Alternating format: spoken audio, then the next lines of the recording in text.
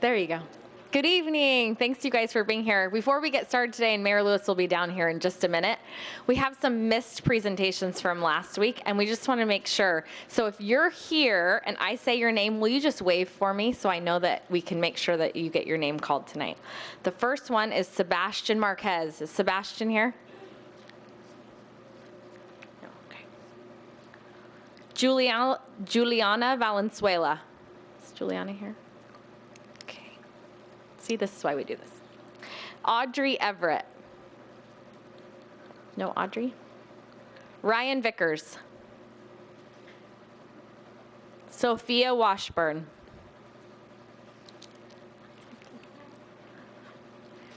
Andrew M. Smith. From Highland? Awesome. And then Ryan Vickers. Did I already say? Oh, I said that twice. Okay, thanks, you guys. We'll get started in just a second.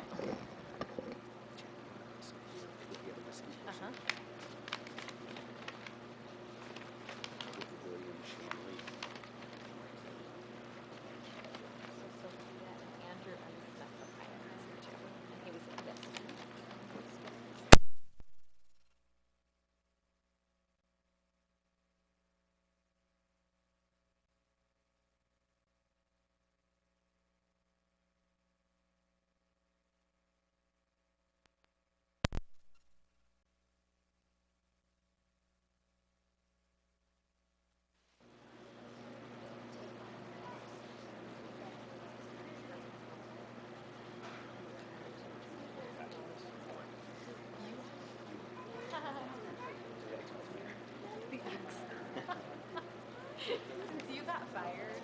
That's how I could think of. Since you resigned. That's right. We're ready for you, Mayor. How are you doing? In fact, we're more ready than ever for you.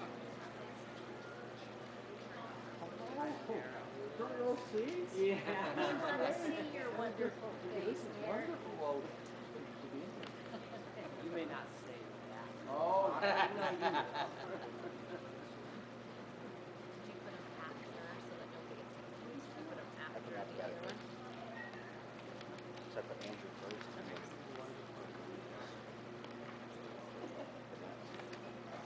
And then on Mesquite, I put Sophia first. I'll always do better than Patrick. Did you do it? First year you got me. She was reading people's names so they could like match. Let's do a 10-second warning. And that will be a signal for us to get ready.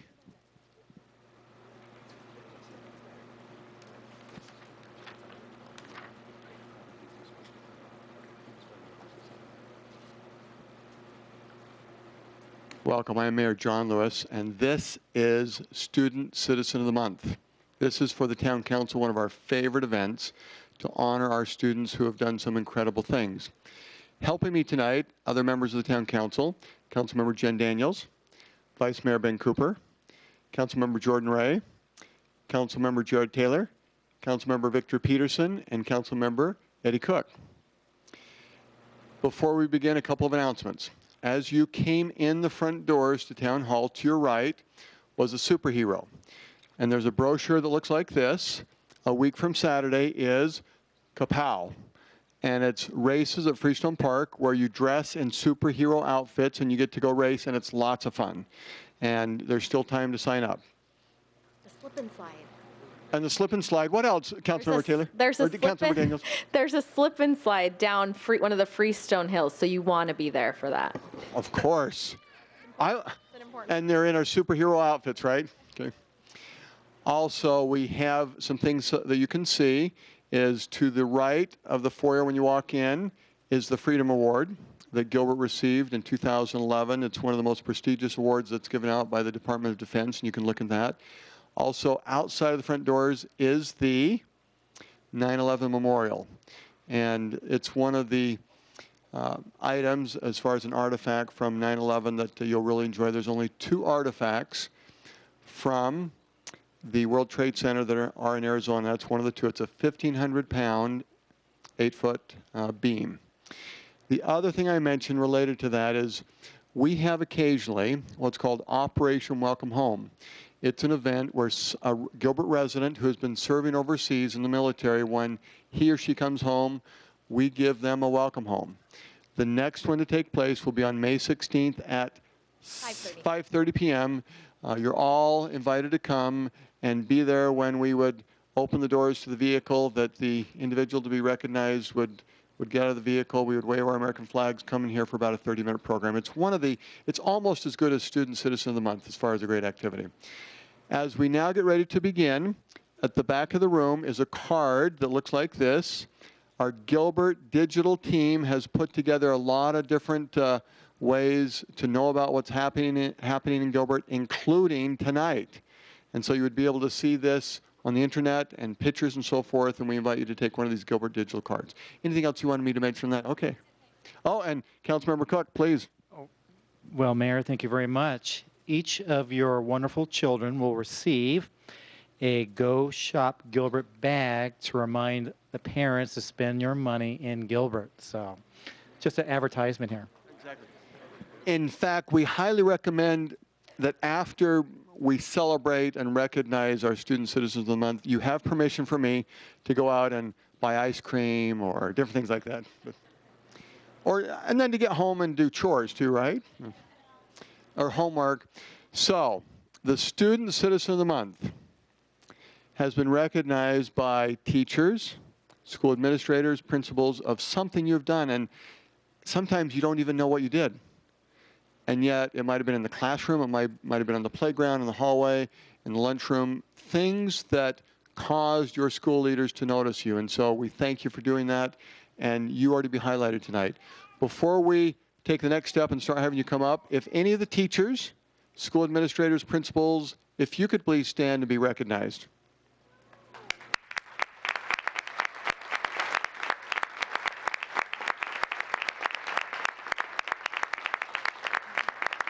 We thank you. Gilbert is involved in a lot of economic development, and one of our greatest assets we talk about are our teachers and schools and the educational system here, so we thank you for that. We will proceed tonight with 3 different groups. The first 2 groups will be those in elementary schools, and we've divided them by the alphabetic first letter of your elementary school. And so group 1 will be, if your elementary school is from A to I, and that would be, as an example, Ashland Ranch Elementary School up to Imagine West Elementary School. Islands. And Highland. Islands. Oh, Islands Elementary, thank you. The Islands Elementary, very good. This is team effort right here. And so group 1 will come down, stand behind me, and then we'll do one individual at a time, then we'll do a group picture, and you'll kind of see the flow of this after we do 1 or 2. But if you go to a school that goes from A to I, the first letter of your school, and you're in elementary school, please come on down. And just stand right back here. Councilmember Ray will direct you. And the first person up will be the practice. That first person will come and stand right by me. We'll take a picture. If you have a camera and would like to be taking a picture, feel free to come up and do so. And Councilmember Daniels will be the conductor. Please. Thank you, Mayor. From Ashland Ranch Elementary, Gina Del Call.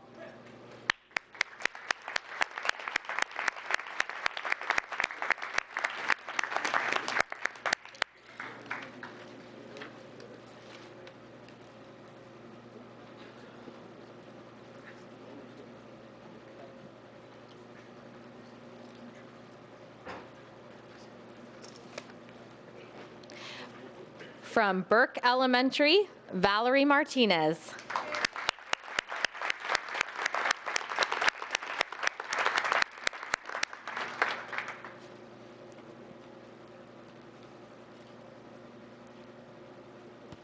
From Carroll Ray Ranch Elementary, Leah Scar.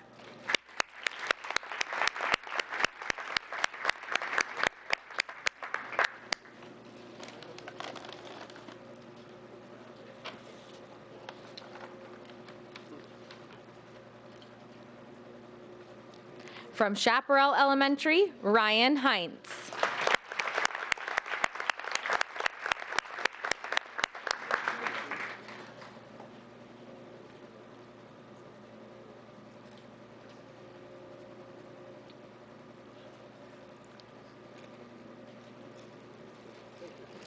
From Finley Farms Elementary, Naomi Stevens.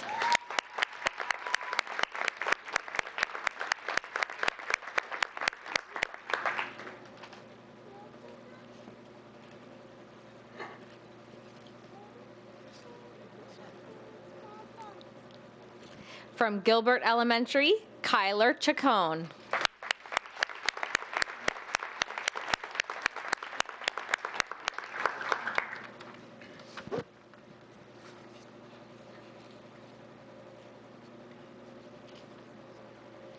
From Gilbert Arts Academy, Easton Doherty.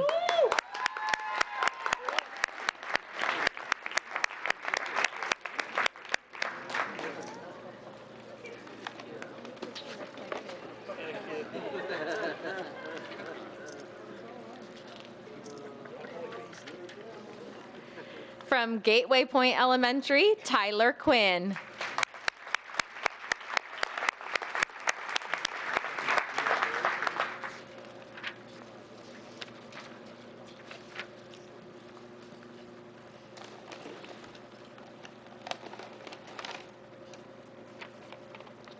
From Greenfield Elementary, Gemma Yarger.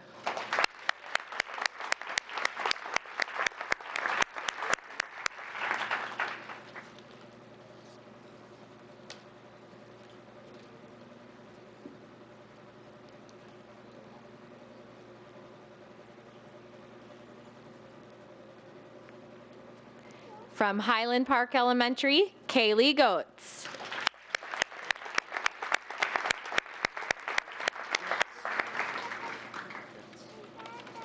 Kaylee Getz. Sorry, Kaylee.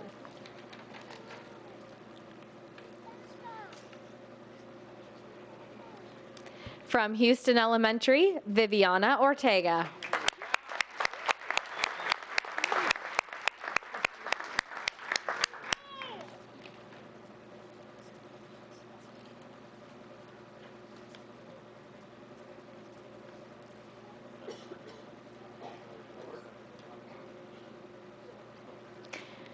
And from Islands Elementary, Samantha Ingolstad.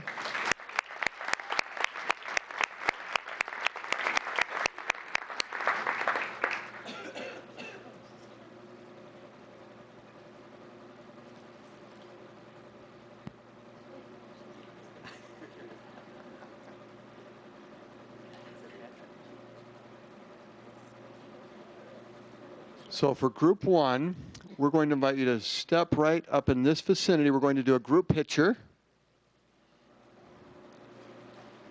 Right up here.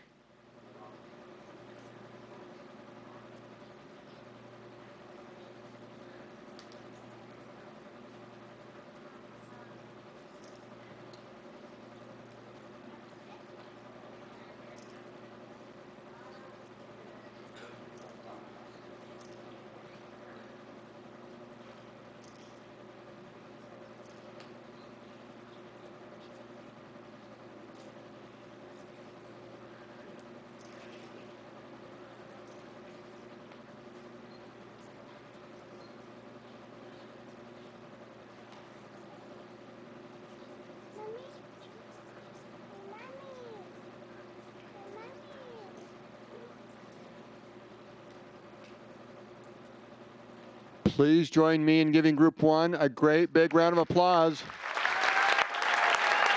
Thank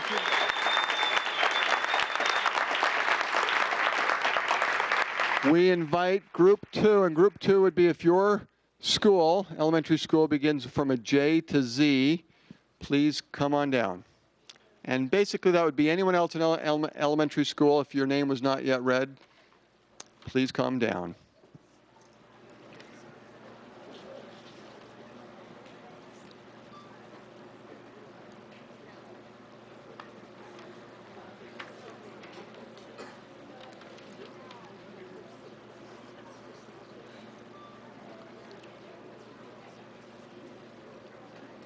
Let's continue.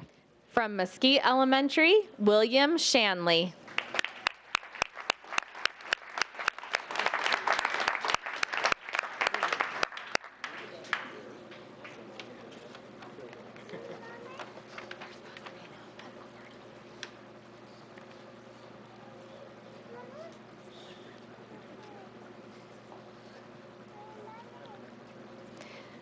Also from Mesquite Elementary, Sophia Washburn.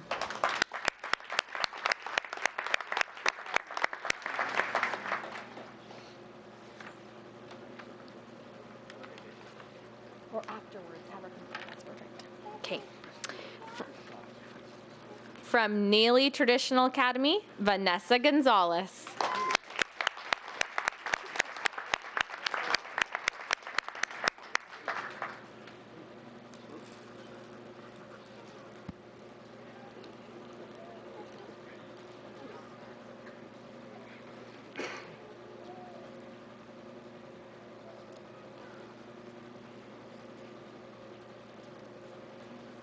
From Oak Tree Elementary, Eric Cruz.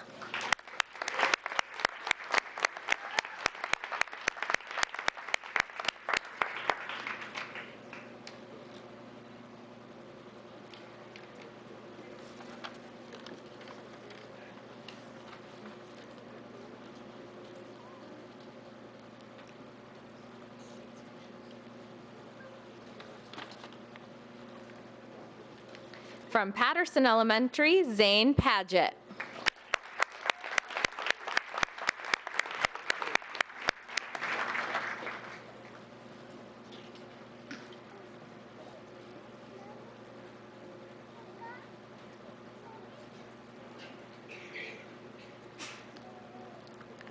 From Pioneer Elementary, Sadie Khalil.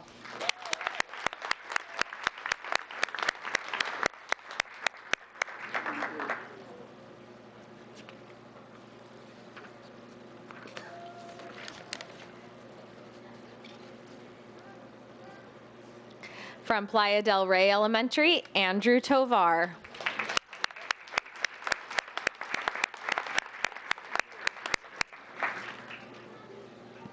Don't smile. There you go. Good one.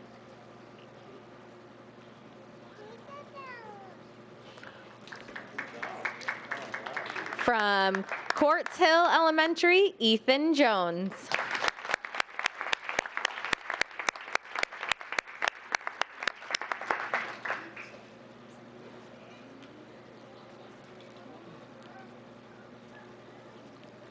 From Riggs Elementary, Braden Christensen.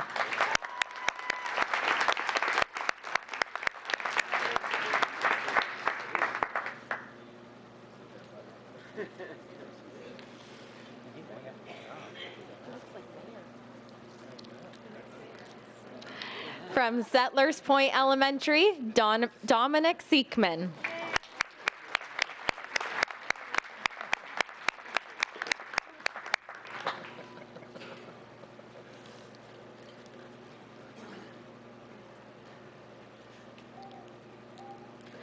From Sonoma Ranch Elementary, Tabitha Rush Briones.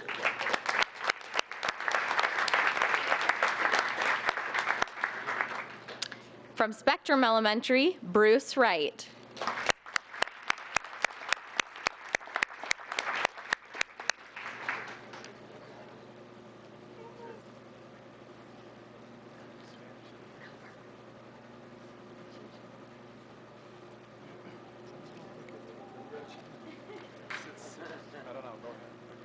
From Town Meadows Elementary, Estella Cincinelli.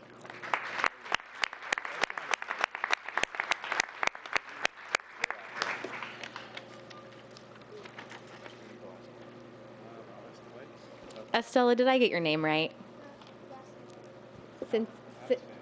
Ciccinelli? Estella Cincinelli. From Val Vista Lakes Elementary, Stephen Knox.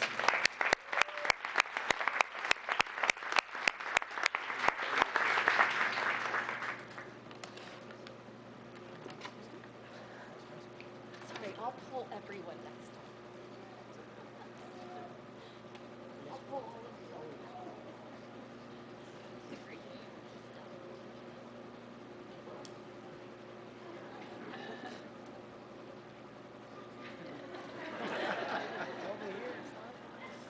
I thought I was looking at you.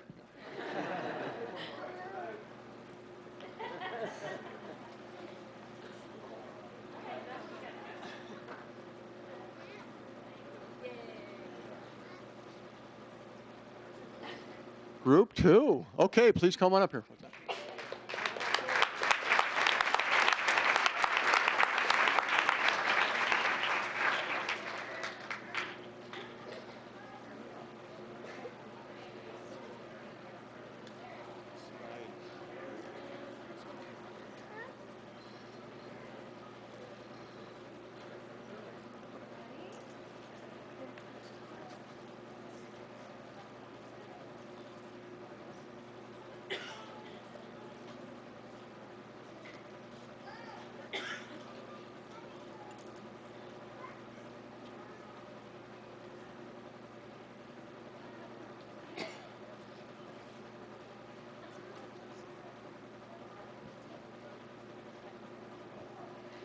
Let's give Group 2 a big round of applause.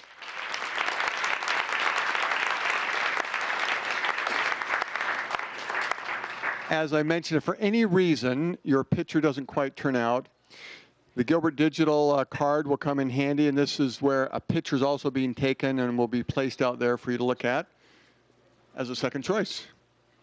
Maybe first choice. Gardenia's doing a great job up here. Councilmember Daniels, we're ready for those who are in junior high or high school to please come on down.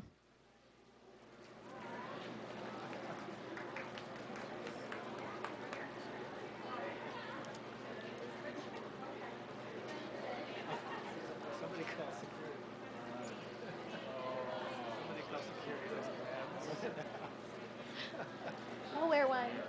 I'll wear one. Yeah.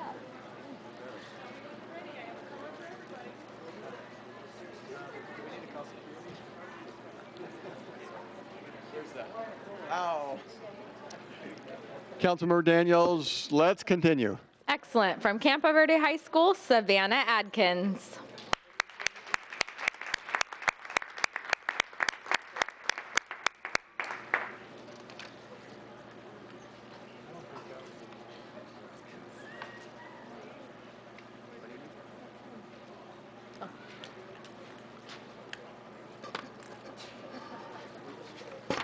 From Desert Hills High School, Jasmine Singh.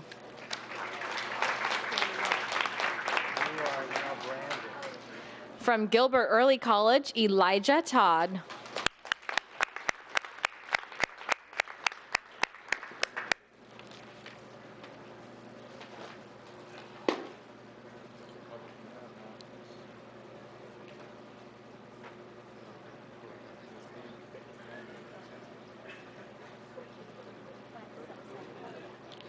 From Gilbert Classical Academy, Caitlin Cameron.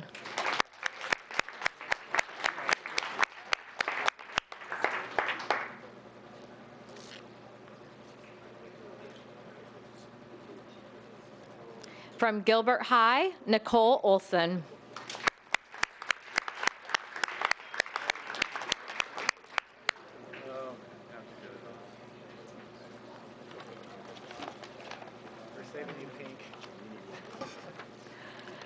From Gilbert Junior High, Brandon Jasso Lopez.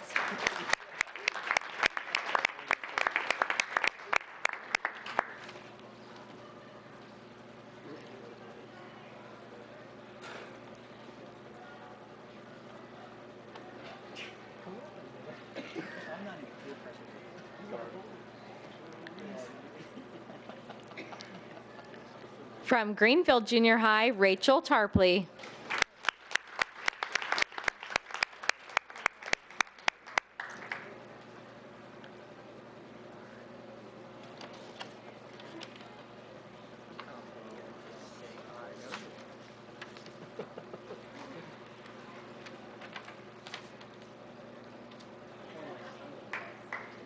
I see that our council members have slipped into their Kapow superhero outfits. Is that what's going on? Very nice. From Higley High, Elise Kishpa.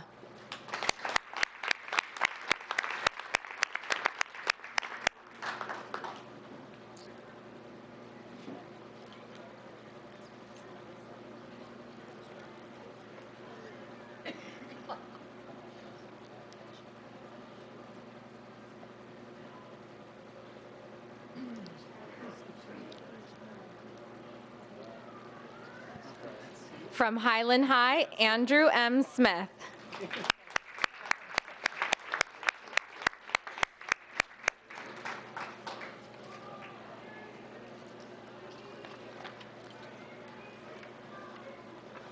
From Highland High, Harkarat Singh Gill.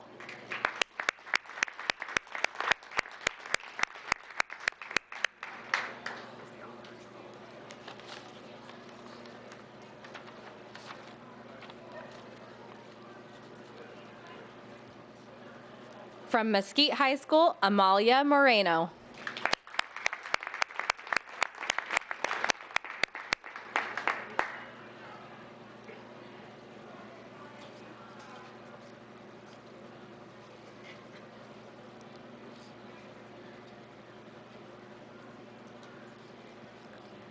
From Mesquite Junior High, John Trussell.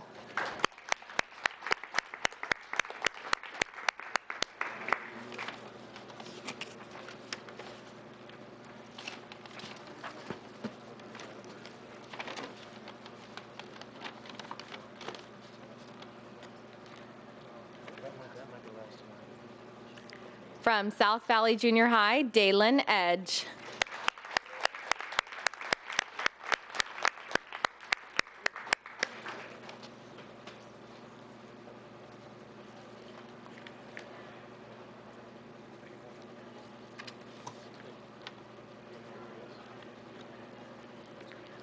And finally, Mayor, from Williamsfield High, Autumn Wooten.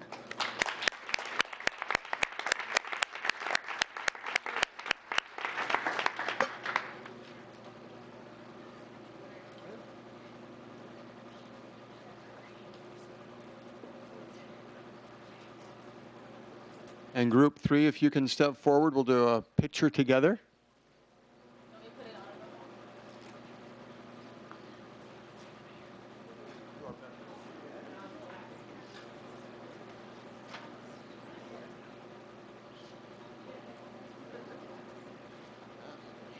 Where's Elijah? Elijah?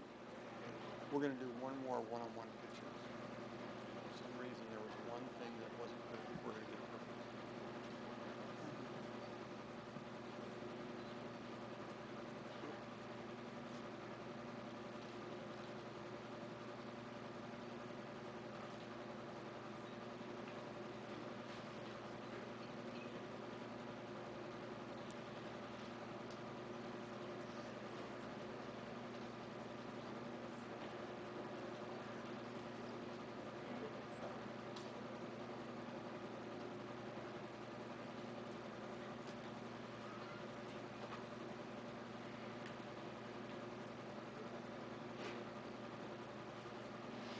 Let's give group 3 a big round of applause. Thank you.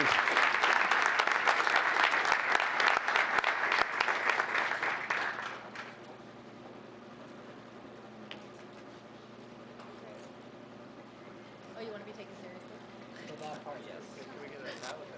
I haven't even put mine on yet. 2. Oh, you want the superheroes out here? Let's see, does this mean I put on my cape?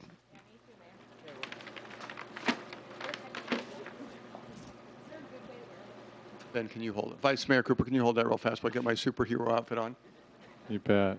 Where's the phone booth when we need it? He's our greatest American hero. After this picture, we're going to need a big round of applause for the superheroes up here, but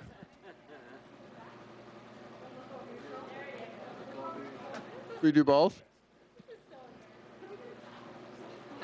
That's right. This is embarrassing the council. We're not supposed to let them know who the superheroes are. Okay.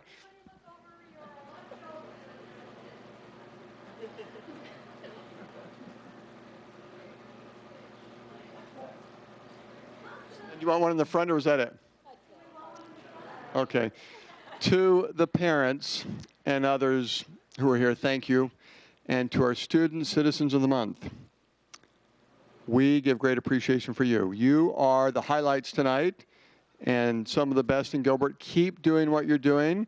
The Student Citizen of the Month ceremony is officially ended, and those of you who would like to stay for the formal town council meeting, it will begin in about 2 minutes. Thank you.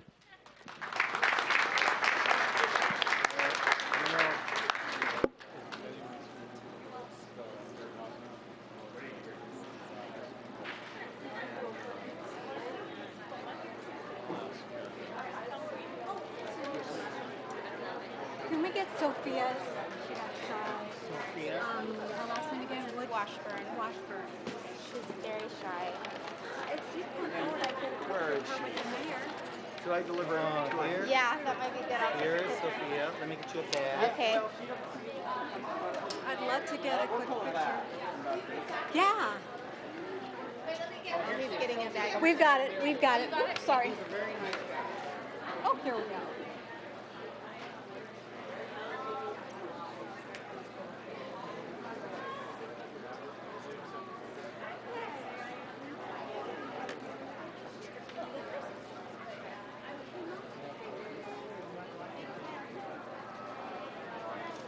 Are you the big brother? Yeah. You're a good big brother. Way to support your sister.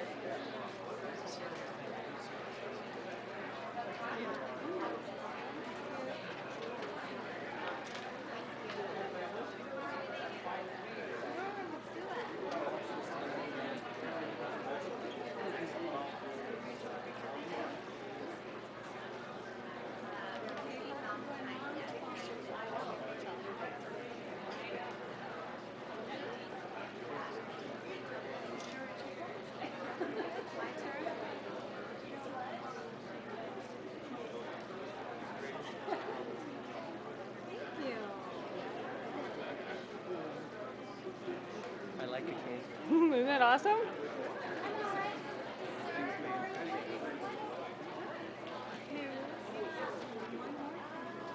Oh, perfect. So we came in together. This is Adam Sharp.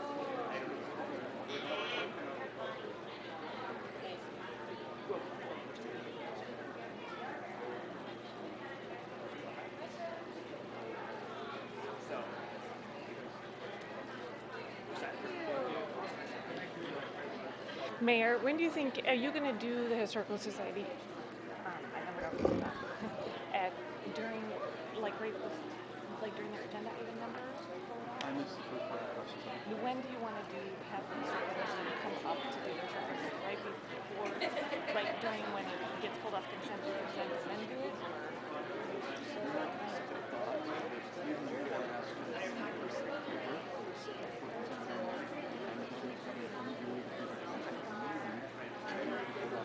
Okay, because then is it alright if I just leave this up on the screen? You okay with that?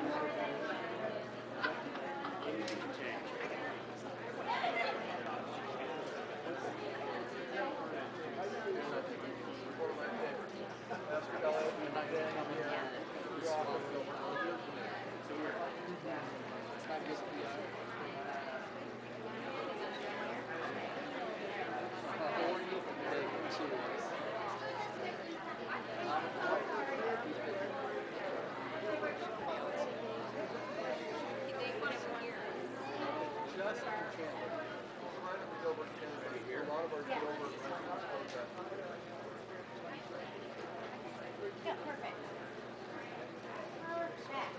We got enough?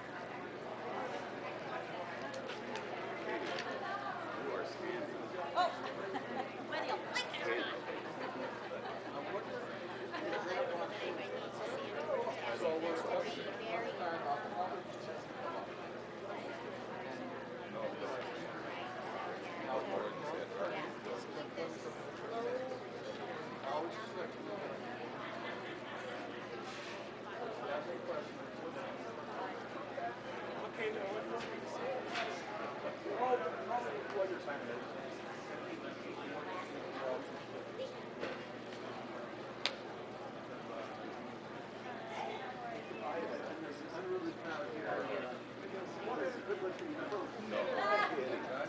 Me too. Oh my God. Oh, stop.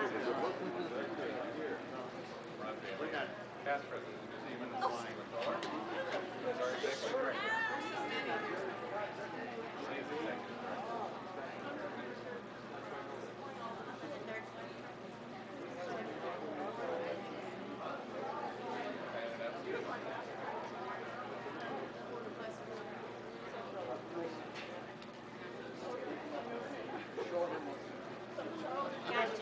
exactly right.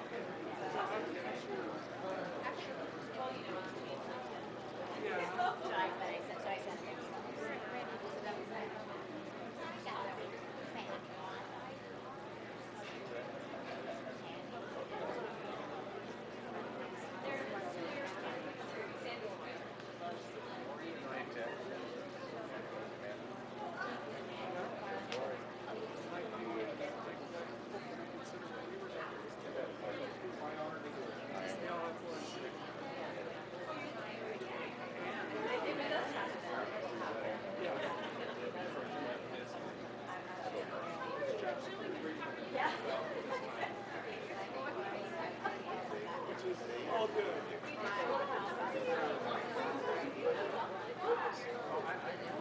should just be able to. Oh no, wait. Just tap it. Oh, just tap it? Okay. Okay, go back. What am I seeing? I gotta figure out how to. I don't know how to go back. Okay, so from beginning. Okay, and then you'll just tap through. Okay. Okay. So all this come up and I'll turn around. Okay.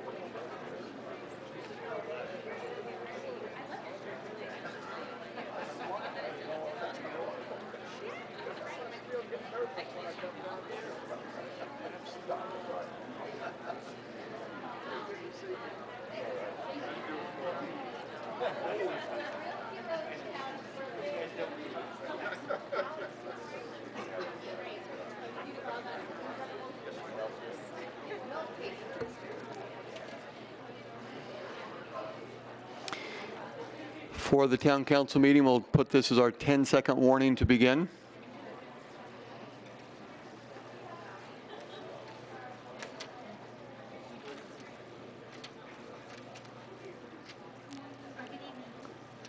Hi. Thank you. I got your text. Thank you. Welcome to our April 18th, 2013 Gilbert Town Council meeting. I'm Mayor John Lewis. To my right and to my left are members of the Town Council, and we thank them for their service and being here. As noted on the agenda, we will begin with an invocation and then the Pledge of Allegiance. The agenda states that the invocation may be offered by a person of any religion, faith, belief, or non-belief, as well as council members. A list of volunteers is maintained by the town clerk, and interested persons should contact the clerk for further information. Tonight, Pastor E.J. Elliott of the Victory Tabernacle Pentecostal Church. And talking to Pastor Elliott moments ago, I think it's the 40-year anniversary of just your service in this area, and we thank you for that. Pastor Elliott will give the invocation, and then Councilmember Daniels will introduce our Student Citizen of the Month who will be leading us in the Pledge of Allegiance. We invite those here at Council Chambers to please arise.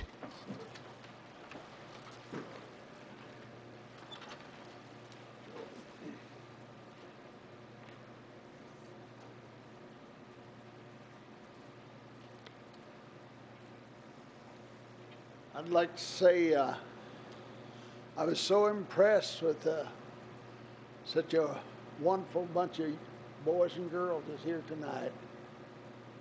And I was blessed with that. And I want to say, our Heavenly Father, keep them safe. Keep them from crazy people that's going about doing them harm. Our Father in heaven, hallowed be thy name. Thy kingdom come, thy will be done. First of all, thy will in my life. Thy will in my son, my daughter, and their kids, and my grandkids, and in my church, Victory Tabernacle, your will to be done. Your will to be done in Gilbert, we ask.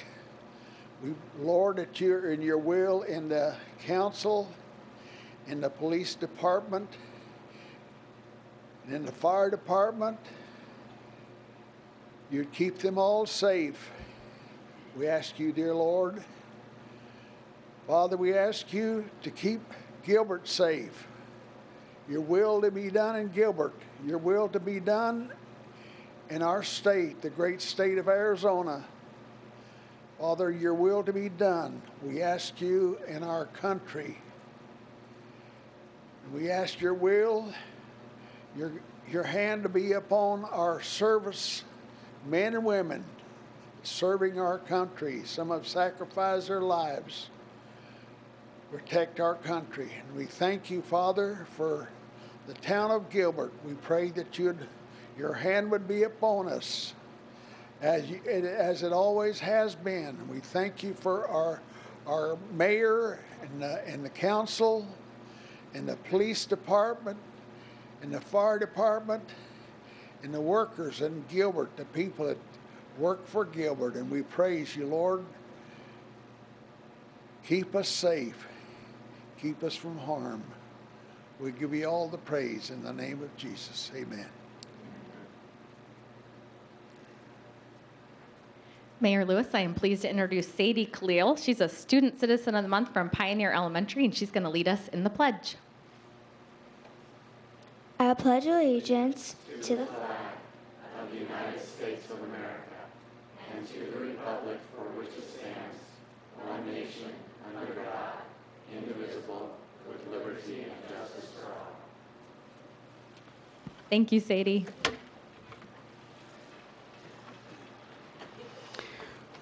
Our town clerk will now conduct the roll call. Mayor Lewis. Here. Vice Mayor Cooper. Here. Councilmember Taylor. Here. Councilmember Cook. Here. Councilmember Daniels. Here. Councilmember Peterson. Here. Councilmember Ray. Here. Quorum is present. Thank you. We will begin with our proclamation 1A. Vice Mayor Cooper, please. I'd like to call up Robert Kropp, please. Robert? Robert is an employee of the town of Gilbert and is our housing rehabilitation specialist. Come on up here, Robert, if you don't mind. That way the cameras can see you wonderfully. Robert, could you tell us a little bit about what you do here for the town? I oversee an emergency home repairs program for the town of Gilbert. We provide emergency home repair assistance for folks who aren't able to do that. Great, Robert. I understand you've been here for almost a year now. Grateful to have you on board. Tonight we recognize Fair Housing Month, and so I'll just read a little bit of this proclamation and then present it to you. Whereas the Civil Rights Act of 1968, which is also known as the Fair Housing Act, and the Fair Housing Amendments Act of 1988 ensure full and fair access to the housing opportunity. Whereas shelter is a basic human need, and when shelter is denied, the quality of human life is greatly diminished. And whereas people must not be denied equal access to and enjoyment of housing because of race, color, national origin, religion, sex, disability, or familial status.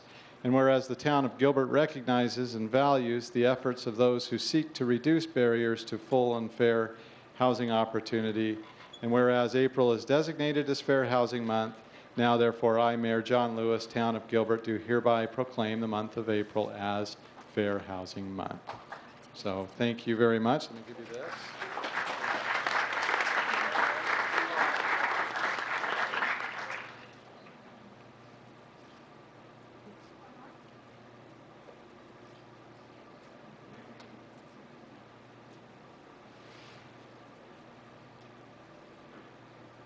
I want to invite up Dominic Daniels, please.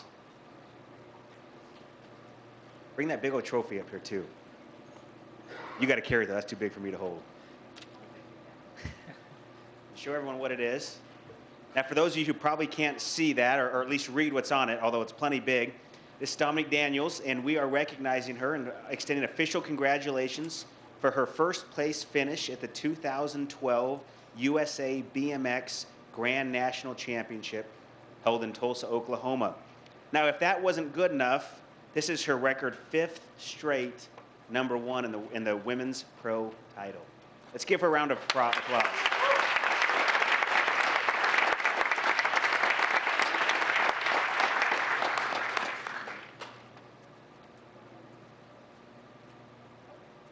I'm going to pass the microphone to Dominique and let her tell us just a little bit about what she's done. All right. So what I do is I BMX race. I started out here in Gilbert a good 8 years ago now. What I've done for my sport is now that I've got a full ride scholarship to Grand Canyon University, so that was amazing for BMX racing. And now that I'm in college, what I intend to do is open the door for student athletes and athletes in general that cycle everywhere so that they may hopefully one day also have full ride scholarships for doing what they love. Since I have the microphone, I guess I would just like to thank my family and thank my community for providing me with a safe place to live and grow and with a great education and having wonderful neighbors and wonderful government that helped structure all that to be possible. So. Oh, and I went to Mesquite High, so Wildcats. And I guess now that I'm in college, so Lopes up, so. But yeah, thank you to everybody. Thank you. Let's give her another round of applause. And we look forward to many more. We look forward to many more BMX champions from right here in Gilbert.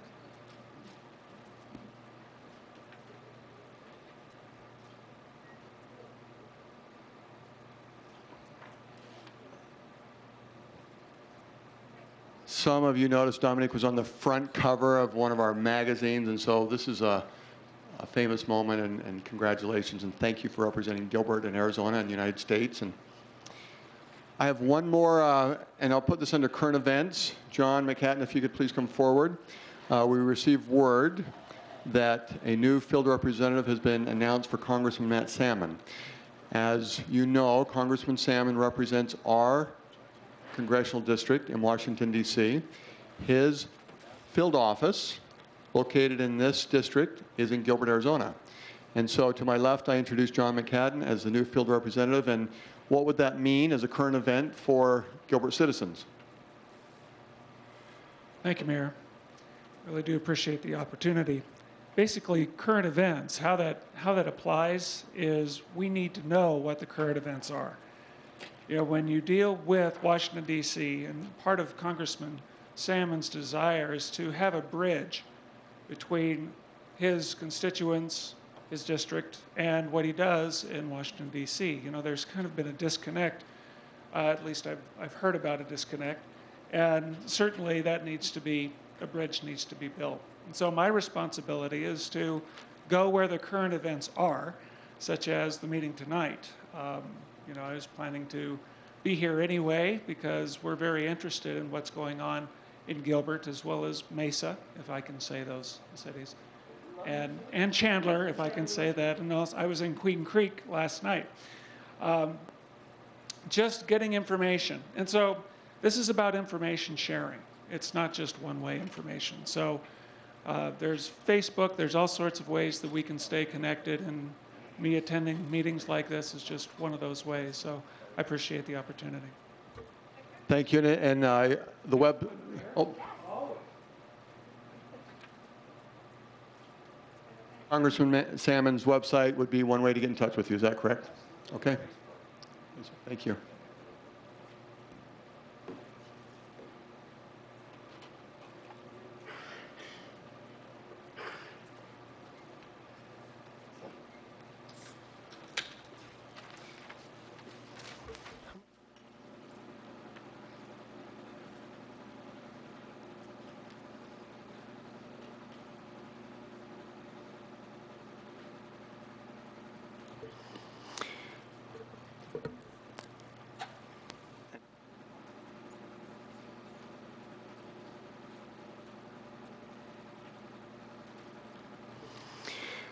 Before I announce the communication from citizens, as a council, we have received some helpful feedback this week related to a hospital, a behavioral hospital that is proposed to be built on Baseline to the east of Greenfield.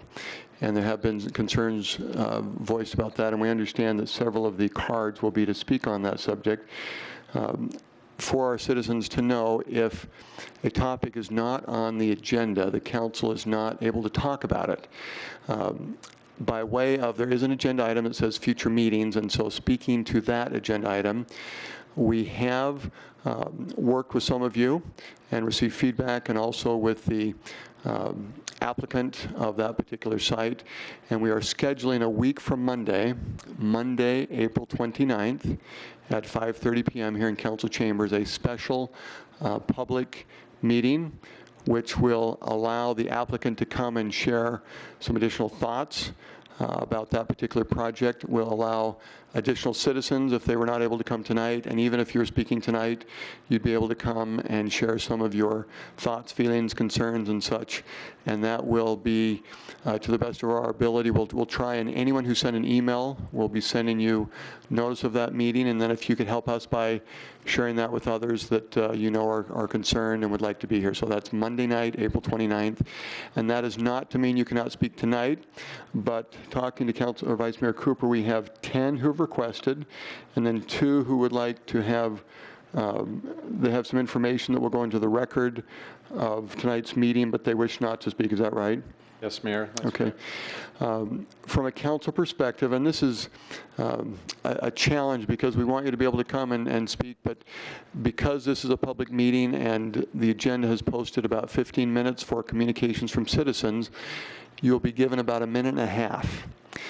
If you know, together as a team, and we're thinking that many of the subjects will be related to what I just described, and maybe one person was going to speak for 3 minutes and one for 10 seconds, things like that. You can voice that, let us know, but otherwise the timekeeper who is over here, after about a minute and 20 seconds, a yellow light comes on letting you know you've got just a few seconds left, and then once you hear the beep, that means if you could wrap up your thoughts as quickly as possible. So Vice Mayor Cooper, I'll turn to you, let you conduct this part, and the 10 that wish to speak, about a minute and a half apiece, please.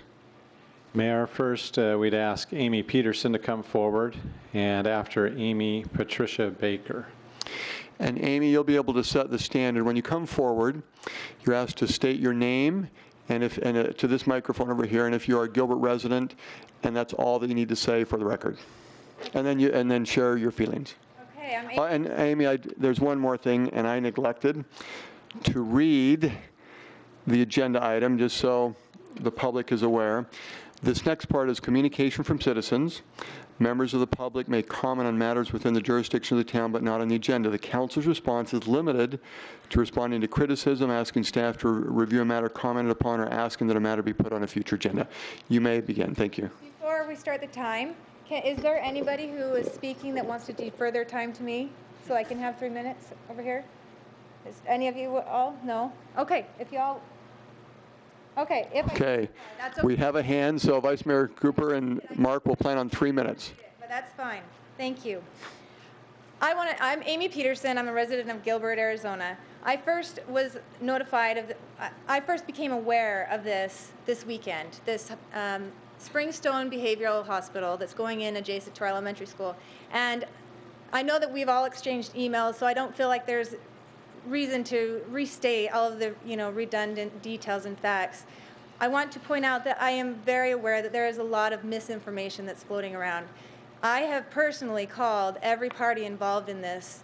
I have talked to every hospital that is owned and operated by this company. I've talked to staff at those hospitals. My first question to them was, has there ever been one of your patients that has left without medical, I don't want to say escape, but because they're not there against their will. But has anyone ever left unknowingly? Have they gotten lost without supervision, without a medical release? And every single one of them said yes. One of them said only once in the 2 years I've been here, but once is, I believe, and I hope that everyone else believes, too much of a risk to take with our kids right next door. No one is saying this is illegal. No one is saying that they're against their zoning rights. We have learned very quickly that they are within their rights to zone, unfortunately. And hopefully going forward, we will absolutely change this code so that it can't happen going forward. And I know that the city of Gilbert, I know that the school board, they want to protect our kids. I know that. I know that this is nothing malicious.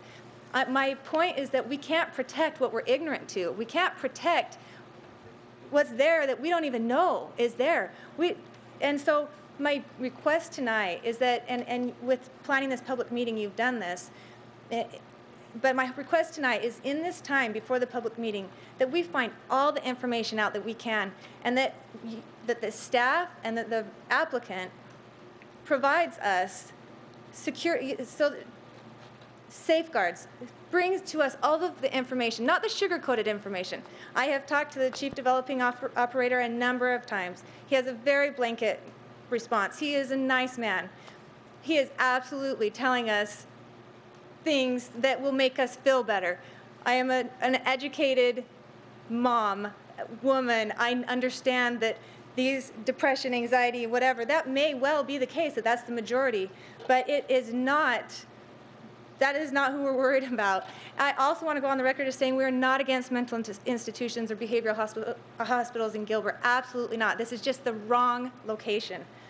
I will be filing an appeal on design on site plan in regards to safety. I would like the courtyard to be moved away from the school. If you all can walk the property before we meet again and see where their property is and the parent pickup line and the playground, they can be out on their courtyard playing basketball and sitting on a bench and listening to our kids at recess on the other side. And for patients in there that have impulse control problems, which is absolutely something they treat, I think that's a concern. I'm sorry, is my time up? Thank you. Thank you. Patricia Baker, and then after Patricia, Rebecca Flake.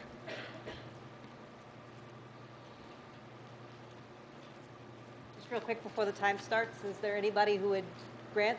Thank you very much. So Mark, also a 3-minute time period. Thank you.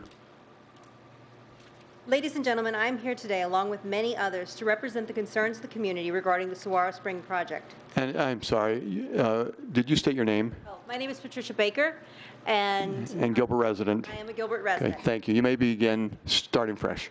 All right. I certainly don't want to give the impression that I'm opposed to building this type of facility in our area. I fully support the construction of a behavioral health treatment center in Gilbert, but I want to be certain that this process does not have a negative effect on the local elementary school. My husband and I have sent 4 boys through Pioneer, and I have a 4-year-old who will begin attending in the fall. It is a wonderful school. It is the best, it's one of the best in the state, and it's a gem in our community. It is the draw for all of us who live in that part of Gilbert. Our home values are based on its success, and we have all worked very hard to support it through the years. We do not just worry about the actual danger posed by a facility of this nature adjacent to the school. We are also worried about the perception of danger that this facility may cause. If parents become concerned and start removing their children from Pioneer, we will lose resources and the school will be damaged. This does not require an actual danger, just the perception of danger. I'm a mom, and I put a helmet on my little one's head before he rides his bike, not because I've ever seen any of my boys fall off their bike and hurt their head, but because I recognize the risk of injury and I seek to avoid it. This is the way parents think. We assess risks differently than non-parents do. This facility poses a perceived risk that I need your help to minimize that perception so that my child's school doesn't suffer. I wish to file an appeal to DR 13-02 requesting a west wall.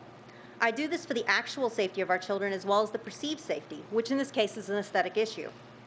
The purpose of the design board is to ensure the town is perceived as safe, well-organized, and a desirable place to live and do business. I'm requesting Saguaro Springs include a wall or a fence on their west side of their property to increase the perception of safety as well as to create a more visually appealing vista. I have raised several boys, and there is one universal truth that I have found. The greatest desire of, well, really any child between the ages of 10 and about 30 is to worry their mother. Right now, the only western barrier on the property is some rocks and trees. Rocks and trees are not a barrier to a 10-year-old, they're a playground. A west wall would help ensure the safety of children who would otherwise be tempted to stray onto the hospital grounds, and it will better block the view of the hospital from the school to ease the anxiety of the parents who will drop off their kids where the hospital and the school intersect. Even Mr. Burline, the hospital representative, has acknowledged to me that this is a reasonable request, and his company seems willing to work on an acceptable plan. I only want to ensure that this plan becomes reality and that it addresses the needs of the community and eases some of their legitimate concerns. Some members of council have already agreed to file the appeal on my behalf, and I'm very grateful for their assistance. I would like to have the full council's backing of this simple request. Supporting my appeal does not mean that you don't want the hospital's business. It only means you want to ensure the well-being of the school is protected while advancing the economic development in the area. Thank you. Thank you. Next is Rebecca Flake, and then Christine Levitt.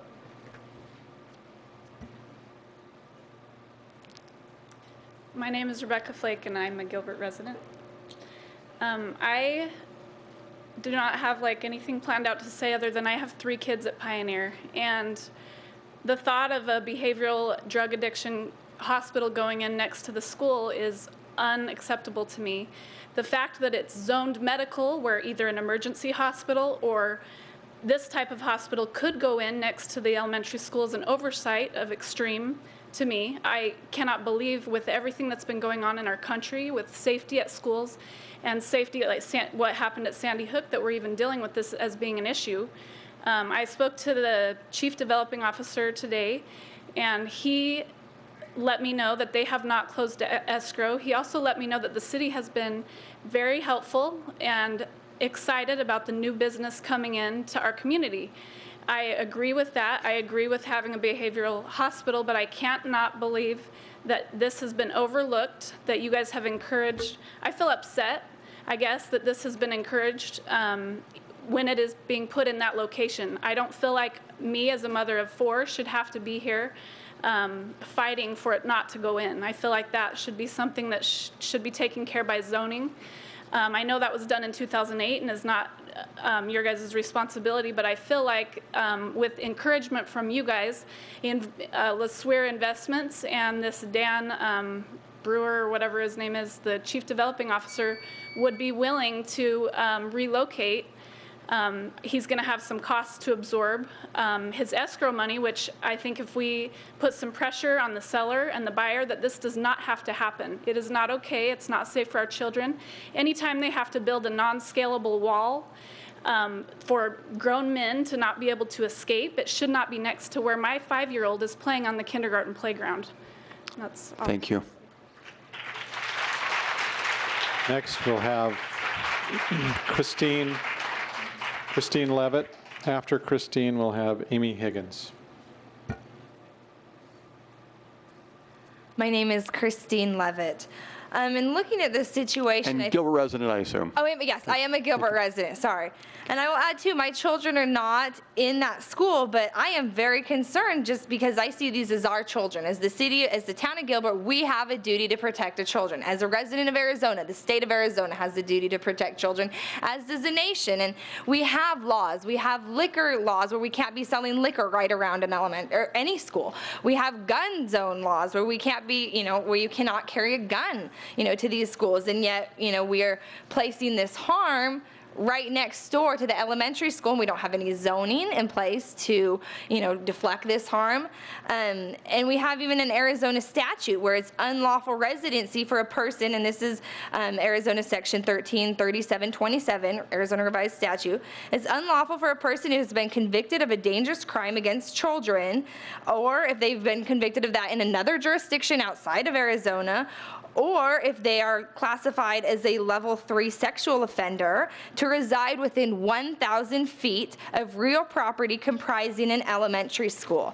Now, this list of crimes against children includes aggravated assault resulting in physical injury, sexual assault, molestation, sexual conduct with a minor, sexual exploitation, child abuse, sexual abuse, involving or using minors in drug offenses, manufacturing methamphetamine under physical circumstances that may cause an injury to a minor, or unlawful age representation. So we have all these offenses, and we know for a fact that the people will serve, according to their website, people with depression, anxiety, panic attacks, obsession, compulsion, thoughts or behavior, post-traumatic stress, auditory and or visual hallucinations, anger, impulse control issues, drug addiction, and alcohol dependency. It is not a far stretch to see how people with these mental illnesses can be, part of the group that our laws are meant to protect. And it's not a stretch to see the need to, build this barrier. We are for a hospital, just not right next door to the elementary school where that is the closest place that they can go. Thank you. Amy Higgins. After Amy, Jessica Lauricella. First of all, I'd like to start with what a beautiful start to this meeting. I mean, these kids that were here earning awards, they were amazing and shining and wonderful. And the beautiful prayer that was given, asking for the protection for our children from people that want to do harm. Thank you. And excuse the interruption. Yes. Again, the name and Gilbert resident. Thank Yes. My name is Amy Higgins, and I am a resident of Gilbert. I have 4 children that currently attend Pioneer. My twins have not started school yet, but they will be starting soon. And may I add that this is not only affecting Pioneer. Right within walking distance, you don't have to cross any streets. There's a daycare center, so preschool age children, and another elementary school that's Challenger Basic School. So 3 schools with children from elementary age down that are within a close walking distance of this facility. Also, these are adults that will be in this facility, so they will be free to leave on their own unless they are considered a harm to themselves or others. They can leave whenever they want. This is very disturbing to me. I don't know, well, everybody's aware that many people do not finish their drug rehab. I was told on the phone that it's okay because this is a higher end clientele, that they're richer, it'll be a nicer facility, so you won't have a lot of the people suffering from meth addiction and stuff like that. But you look at the Sandy Hook Elementary shooting, this boy was from a very wealthy home. He went to great lengths to hurt these little children, and he should have been in a hospital such as this. I want to appeal the placement of the sign announcing the initial meeting for the design and review because it was located on Quinn, which is a very small street.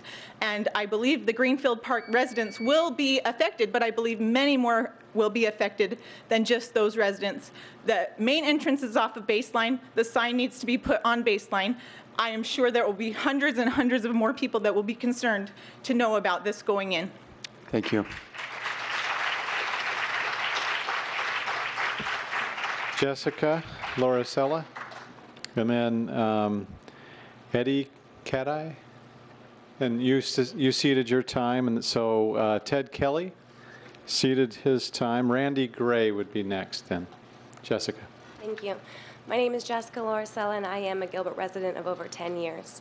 I wanted to continue speaking about some of the effects that is going to occur with this hospital being built right next to the elementary school that is going to house individuals who are severely impaired. They are unstable adults. That's why they have admitted themselves to professionals.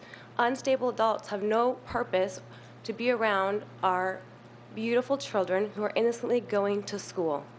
They spend a lot of time at school. I'm also a school teacher for the district. Our kids stay on campus a lot more than just the regular school hours. We have after-school programs, before-school programs, academic nights that start at 6 or 7 o'clock in the evening. There will be students there more often than not, as well as staff members who are looking for the town of Gilbert to provide them safety from unstable individuals. I'd like to further continue on with the statement regarding where the sign should be placed, not only on Baseline, but as well as on Greenfield, where there's a majority of traffic going to and from Pioneer Elementary. The parents had no idea this was going on because, as was mentioned before, it was on a small street, Quinn. I invite everyone to go out and look at this sign that is up against a fence, behind trees, behind bushes, and I've heard from residents of that neighborhood it went up 3 days before the April 11th meeting.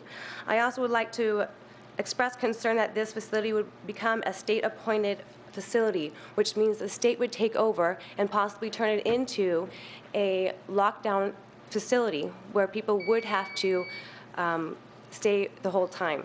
Lastly, I also want to express my desire to the representative from Matt Salmon's office that this is a way to bridge the gaps that you're referring to here in the wonderful town of Gilbert. As also has been, the other thing I want to say before my time is up is that there are other parcels of land that this facility can be built upon. There is a piece of land that's just north of this wonderful building that we're standing in, and it can certainly be built there. It can be built near the 202. There are plenty of other parcels, and I request that it be moved at a different location. Thank you. Thank you.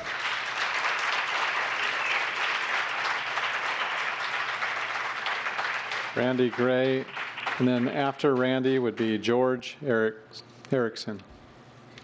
Mayor Lewis, members of the Town Council, my name is Randy Gray, and I'm an original homeowner in the Greenfield Park. This is emotional for me because I've also served as president and CEO for 38 years of a large community organization known as Mark Community Resources. We have 70 community settings, 6 outpatient facilities. We have 3 residences in Gilbert. I'm not here to speak in opposition or in favor. I certainly do not appreciate or value the process which went into this occurring. Most importantly, I believe we have a need for full disclosure and more information to be presented. What are the characteristics of the caseload? What's the profile of individuals being served? What's the average length of stay? We've heard lots of information, but until I believe the applicant goes on record before our town council and elected official and express these things, we know nothing. And it concerns me because I am a national accreditation surveyor of these types of facilities, that a portion of it is dedicated to lockdown. There are lots of unanswered questions that remain for me as a professional and most importantly as a parent, because we have a young adult with full spectrum autism who's behaviorally health challenged. And so this is not a speaking in opposition or in favor. I'd also, as I am, like to reiterate that we need minimally 8-foot block wall, and there has to be a consideration for a street light at Quinn and Baseline. Over the last 12 years, we've seen dramatic commercial growth in this sector, and it is at risk that we exit and enter that, and adding more is only going to increase that risk. So, thank you. Thank you. Next, and actually last here, at least the last one I have is George Erickson. Also noting that Marilyn Brimacombe and Vicki Wheeler did not wish to speak, but were against the facility. So this would be... Oh, apologize. Thank you very much. Sorry. So it's consent calendar. Do you see which number it is? Number 7. Number 7. Okay, thank you. To our town attorney, Susan, as the agenda says, asking staff to review a matter commented upon. There are 2 questions, and you'll know immediately whether this is in the scope of what could be asked. The sign, there were some concerns about that. Is that just something we should ask as a council for follow-up, or is there any feedback we have on where the sign was placed that could be commented on tonight? Mayor Lewis, I don't know where the sign was placed. I was looking at the code as she was speaking. I'll just answer quickly. That is that it just says the sign must be posted on the property. I will follow up with staff on the location. Okay, thank you.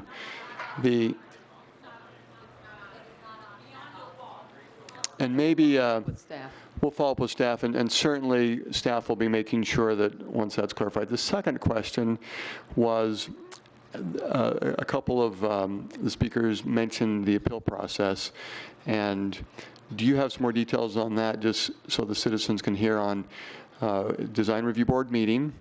There's a certain number of days. I believe it might be next Monday. Is that your understanding? Can you comment on that? I believe it's 10 days for filing an appeal. Okay. And if they had any questions about how to file the appeal, they would just contact clerk's office, or what would the recommendation be? I believe the planning department would be the... Planning department, okay. All right. And if there are any really concerns... There's no discussion to be had. Right. I will answer questions later if you'd like. Okay. Councilmember Ray. Is it possible for Patrick just to give, or someone give a phone number of the planning departments? It may be difficult for some people to find it on the website. If we could just read it off, it would be helpful, I think, to those here. Okay. Where's Amy? There's Mike is there.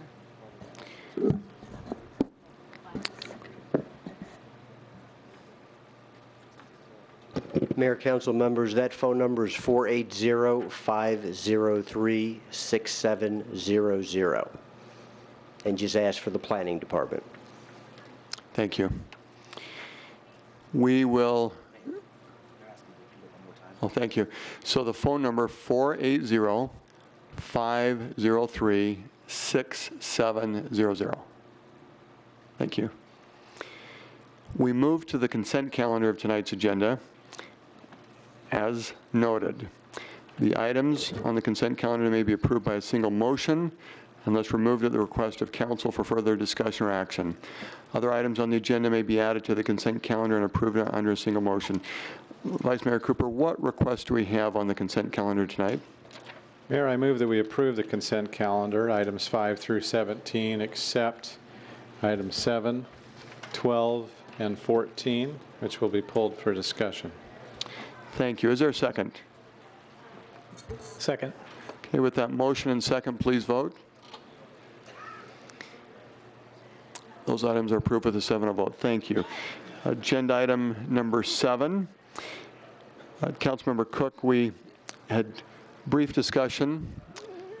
Well, we had discussion in the study session, and what I would like to do is to proceed with asking representatives from the Gilbert Historical Museum to make the presentation, and then after the presentation, if there are questions, additional comments, we will do that after we hear some information. Please.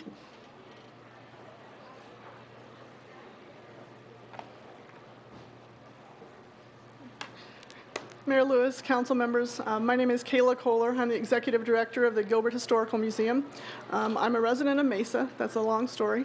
But my children go to the Gilbert School District, and I shop Gilbert. So, with that, I'm very pleased to be here tonight to report back to you on our accomplishments this past year. And if you'll bear with me, I will be using the S word quite a bit these next few minutes. The S word meaning sustainability. Our goal at the Gilbert Historical Society continues to be complete financial sustainability, while continuing to be a vital part of the economic engine that drives this town.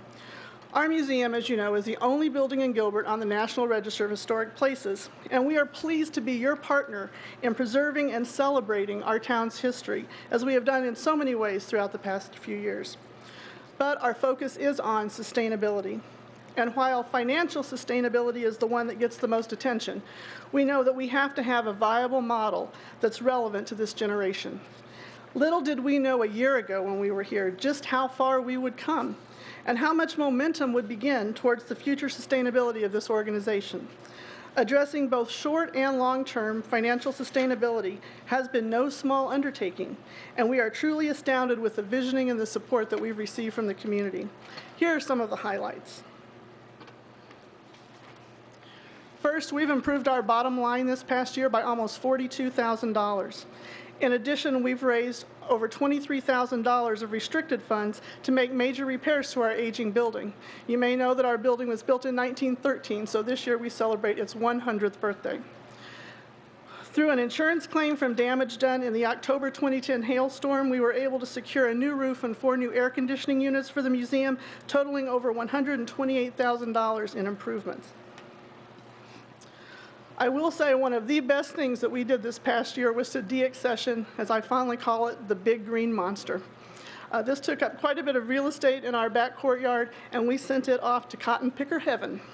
So that opened up a great space. As you know, we debuted our new signature event, A Night at the Museum, and we were able to do it in this wonderful courtyard that we transformed. This evening, as many of you were there, was incredible beyond our wildest dreams. It was made possible by some amazing partnerships, collaborations, and a phenomenal team of volunteers. We sold out the week before the event, the weather did cooperate, and there were 300 guests who enjoyed the evening in a magically transformed courtyard. The event netted just over $20,000, which was very remarkable for a first-year event.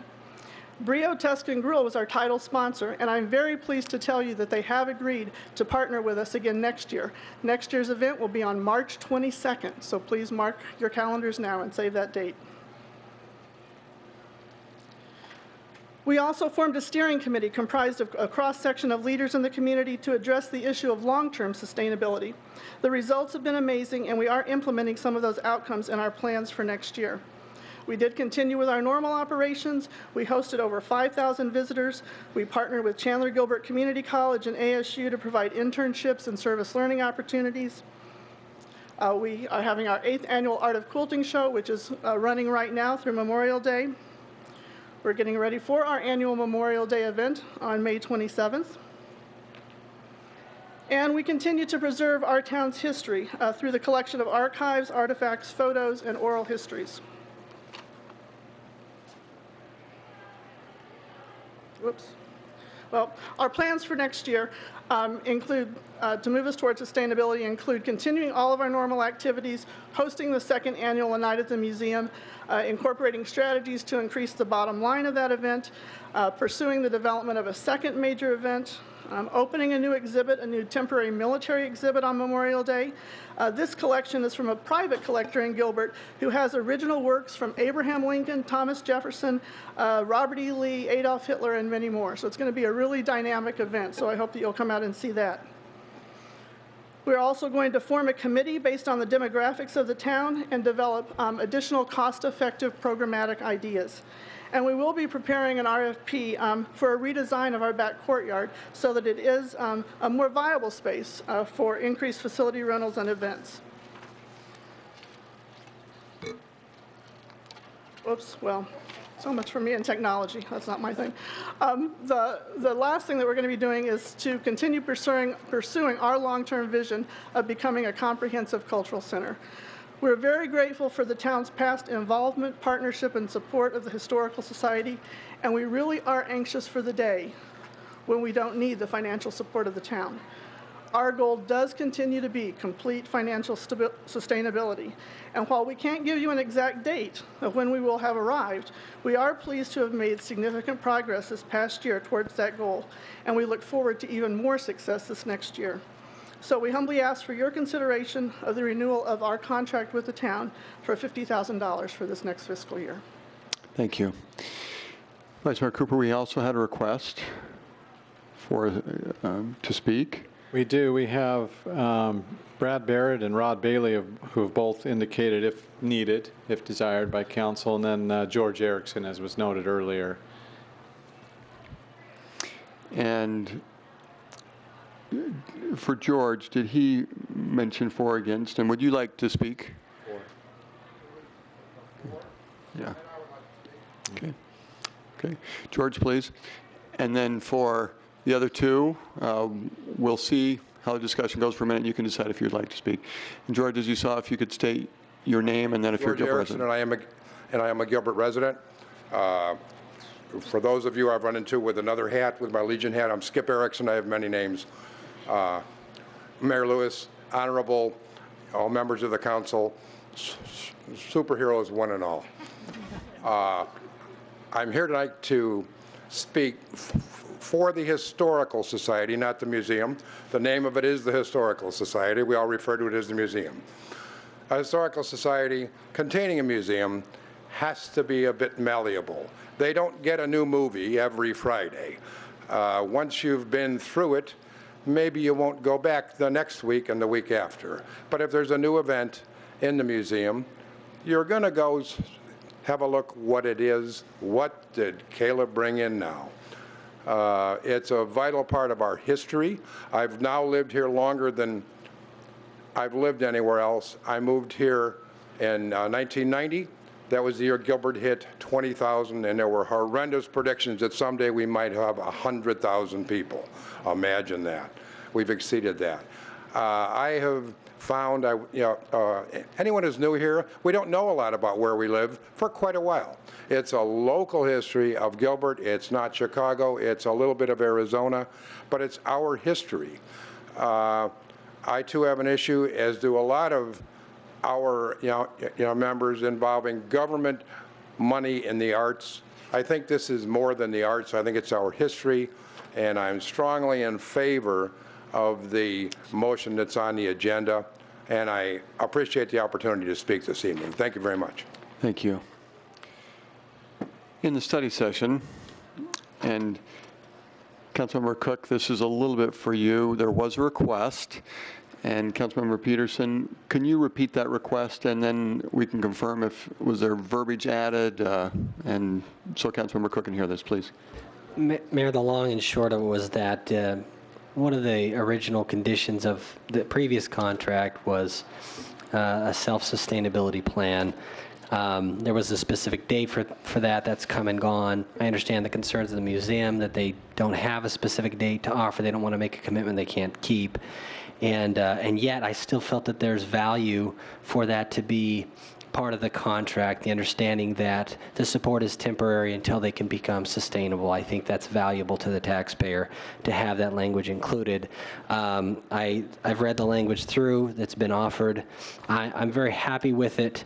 And my ultimate goal here, Mayor, is I do believe government has some role in protecting our history.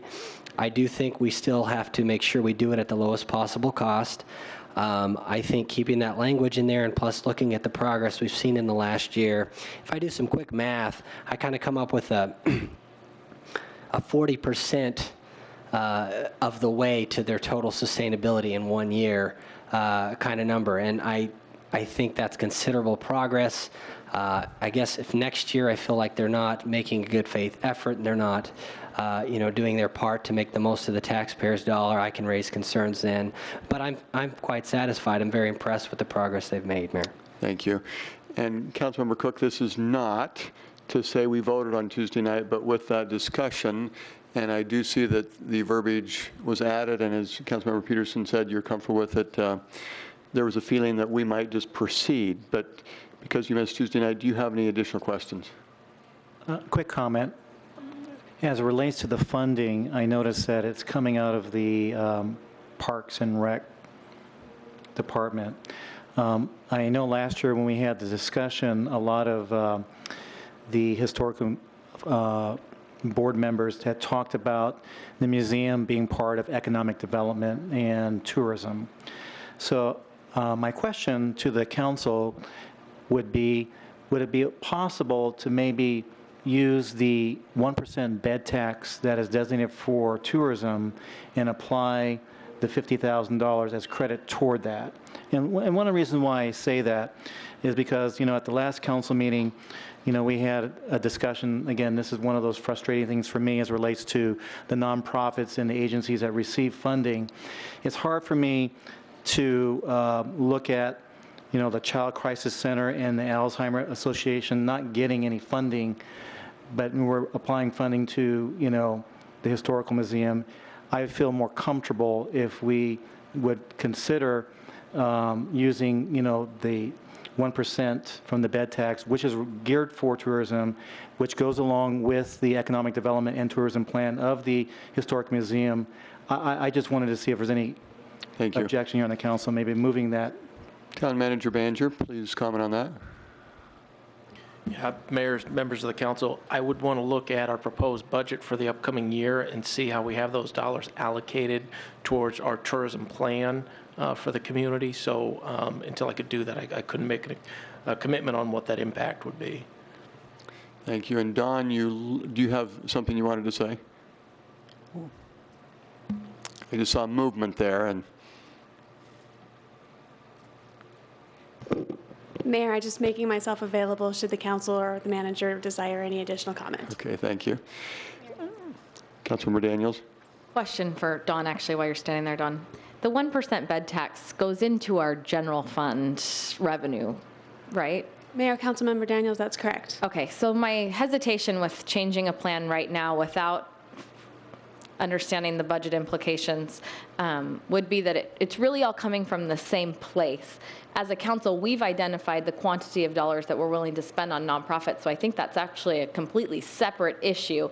To compare the Historical Society with the nonprofit agencies that have received funding, I think is a little bit, it's not an apples to apples comparison.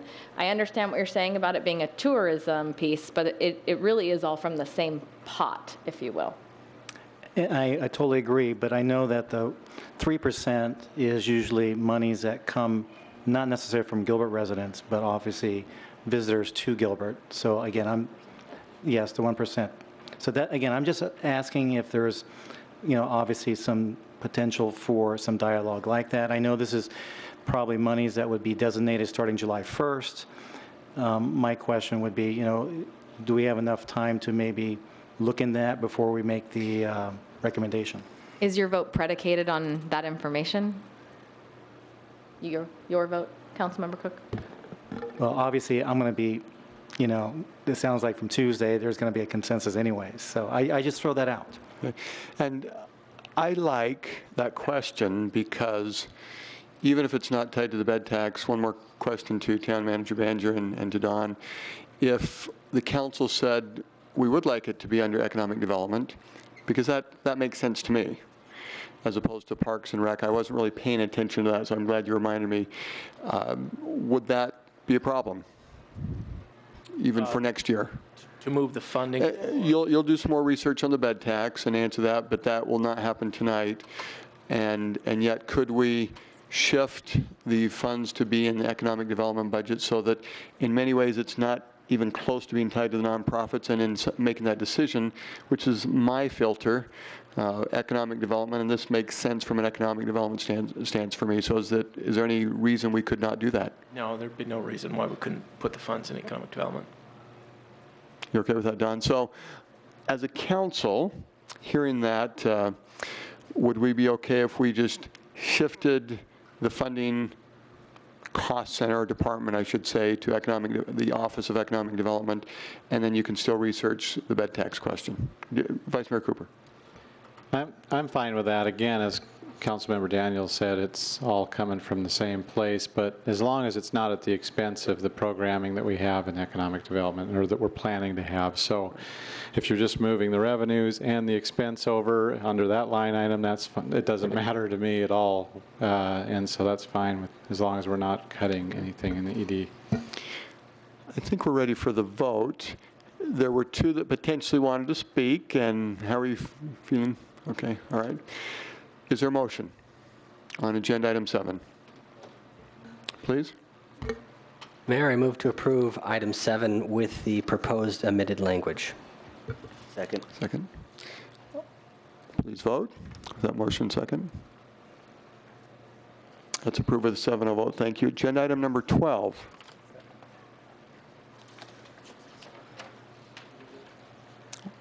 Vice Mayor Cooper, who was that? Councilmember Peterson, please. Mayor, who was the second on the vote, please? Thank you. Mayor, sorry for the, I make some pretty long speeches here sometimes. I won't repeat everything I said Tuesday. I'll give you that comforting thought. I do want to review a couple points here. So we're basically looking at funding. We could probably have a brief presentation if you want to do that first, Mayor, if the rest of the council is interested. If not, I'm fine to just begin. So, other council members, would you like a presentation? The answer is no. You may proceed, but Eric's ready with questions, or answers, I should say. I just want to make sure he wasn't standing there wondering if he had something to do there. So we have funding that's supposed to help us with federal mandates, the long and short of this. I've already talked about how I think the grant process through the federal mechanism is wasteful by nature. I won't repeat all that. I will repeat. On number 2 and 3, I had to think this through. On number 1, I restate my point that we've got a mandate that's basically impossible to meet, and so we can keep pouring money down that. But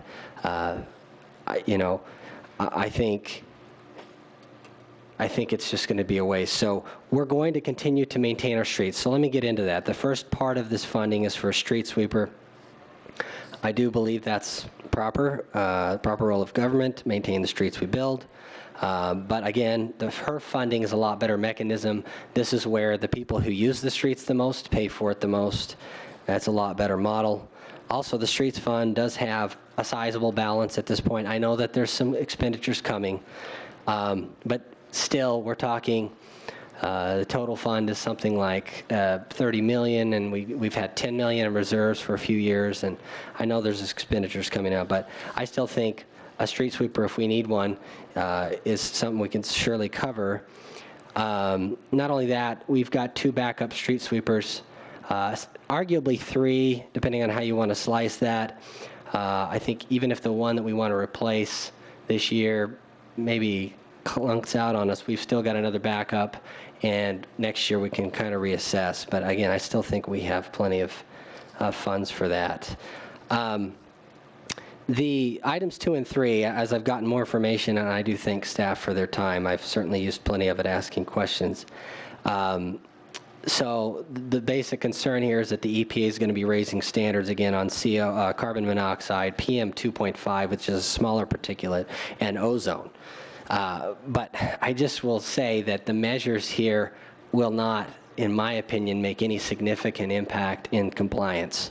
The only way I see getting the kind of compliance that I see coming out of the EPA these days, these extreme demands they're making, is to seriously infringe upon, for example, people's ability to and right to drive as a single driver in their own vehicle. I mean, there's a limit to how far we're going to be able to go without seriously hampering people's basic freedoms. Those are measures I obviously won't support, and short of them, we have another unattainable mandate that becomes another black hole for resources to be poured into. Now, the fiber optic ring, getting into the detail of that, it does improve our ability to control our traffic signals, but this is largely raising the level of service from where we are. And right now, the wireless communication we use is 95%. It's really only disrupted with unusually bad weather. These disruptions don't create safety hazards. They just keep us from being able to change traffic signal timings on the fly for the time period we're disconnected. Again, this is nice to have, but the current plan was for this item. If you look in the CIP, it was beyond the 5-year mark. And I agree with staff's prioritization of that. Between now and then, wireless communication could improve enough to eliminate the need for this project at all. I mean, with the leaps and bounds we see in technology. The ARID sensors, again, I discussed at length. I won't rehash all of it, but this is another nice to have in my mind. But as I discussed in study session, there may be other ways to encourage the private market to achieve the same goal for us in a less expensive way. I'd like to see some of those efforts explored some more before we look at doing this. Now, my final statement, and I promise I'll be mostly done unless I need to respond to some questions and comments, but finally, I want to make something clear. I've gotten lots of emails about federal funding, and I have and will consistently fight for less government spending to keep more money in our taxpayers' pockets. I can't always guarantee that I'll win, but I can guarantee I will fight. While I can't guarantee that our rejection of federal dollars will result in less federal spending, I do want to report that Congressman Salmon's office has been very responsive and has actually suggested a specific idea on how our stand against federal spending could be heard and possibly result in less spending. Now, this is not to say that Congressman Salmon has taken sides and endorsed my position or that he has guaranteed results, but he's very concerned about federal spending and wants to be part of the solution in any way he can. I also want Gilbert taxpayers to know that I would never do anything to leave a proper necessary role of government being unfunded, leading to a real need for higher taxes. I personally feel that we're a long way off from that. I also want to thank my colleagues, Council Members Cook and Ray, for standing with me against applying for this grant originally, and I hope to have their support again tonight. Any other comments? Councilmember Cook. I want to tell a little story because I think it will help in some understanding, because it's as complex as Councilmember Peterson talked about. I like to bring it more simplified. So the story is really about a dad, his adult son, and his granddaughter. And the dad, for many years, had been working, providing for his family, and raising his children, being fiscally responsible. And his adult children move on, you know, he's provided for them. And then as the children had moved on, the dad, you know, decides, you know, I remember a time when his dad had a service station, and that service station was back in the Midwest, and that service station provided literally a focal point for the community, and that community, you know, enjoyed the service station because obviously it provided the full service, where an individual would come out and help pump gas and wipe the windows down and check the oil and check the tire. And that dad wanted to open up a business like that because he remembered when he was a young boy how nice that was. So the dad, leaves his job, takes his life savings, and opens up his own service station and tries to model that. So that was his dream. Well, the adult son, who's a business manager, a very successful business manager, he has his own children, very much fiscally responsible with his own money, understands, how the economy is working and so forth. And him and his wife have a daughter. And that daughter, unfortunately, has a heart condition, a birth defect. And both the mom and dad decide, well, we are committed to our children, we're committed to their health and well-being, just like we did with our other children and so forth, and they plan accordingly. Now, during that time, the dad who opens up the service station is becoming successful, begins to start hearing and individuals start to approach him on different ideas and how making his business more we'll call it more successful, and expanding his business. And these individuals, get his ear, and the father who put his life savings in now is taking out loans because he's thinking, I'm hearing some good information from these folks, and I think I can expand my business successfully and not hurt my, his wife and him, and so forth. And he starts to go on down this road. And the son, who is a great business manager, begins to see that his dad is beginning to become more stretched or more thin in this process. And as the son tries to give him counsel as a business manager, the father likes to hear these things, but he's also getting pulled by many different, folks. And it's hard for the father to, decide which way to go because he wants to have the dream of what his father had of having this wonderful full service station, as his father had. Well, as time goes on, the son finds out that in order to help correct their daughter's, heart condition, costs a lot of money. And both the mom and dad said, we've been very fiscally responsible, and we can cover the cost of our daughter because we put away the money and we have a good savings account and we're not going to hurt, our family. But the dad, the grandfather, also has concern of the granddaughter and says, I also like to give you, my son, my granddaughter, funds to help my granddaughter out. But the son realizes that the father stretched too thin, and in good conscience, the son cannot take dollars from the father because he knows that his business is, trying to be successful, and he's taken out these loans, he's stretched himself a little bit too far. So the analogy that I share is that the son is really like the town of Gilbert, because today, as we look at agenda item number 22, we'll find that the general fund is in the black about $17 million. We have a healthy general fund right now, as well as the unrestricted and unreserved funds that we have today, which were reported in the CAFRA this last summer, about $55 million.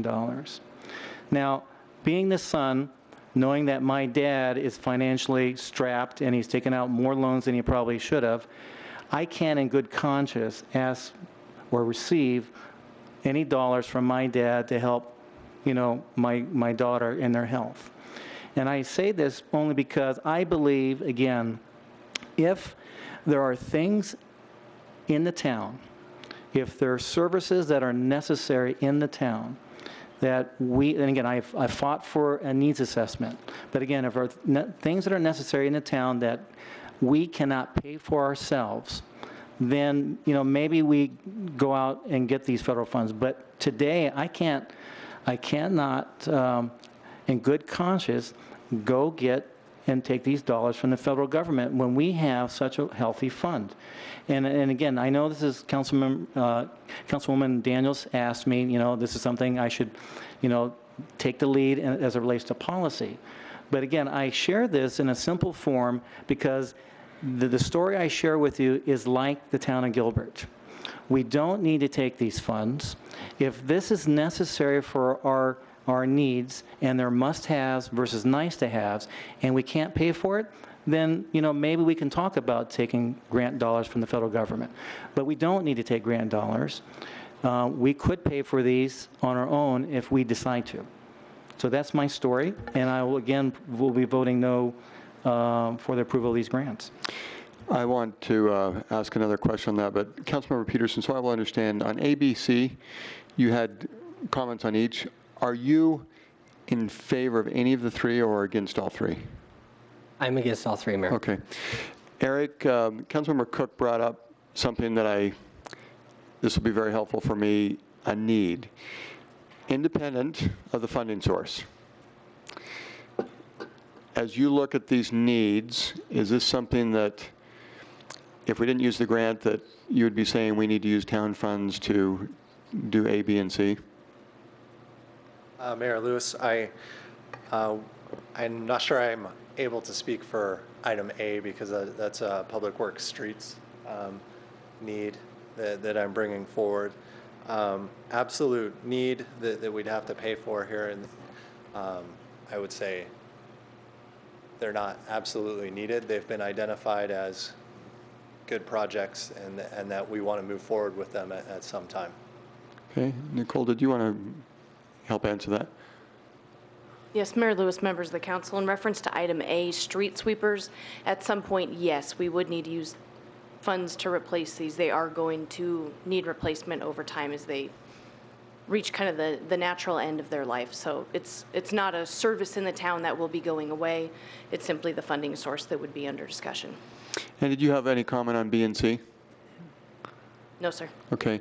And it may be for me, and possibly not even tonight, but I think if hearing the council, there are some concerns about the grants, and maybe we do have a majority still, but from last meeting, the thought process I had is it gets down to, independent of whether it's a grant or where the funds come from, do we have a need?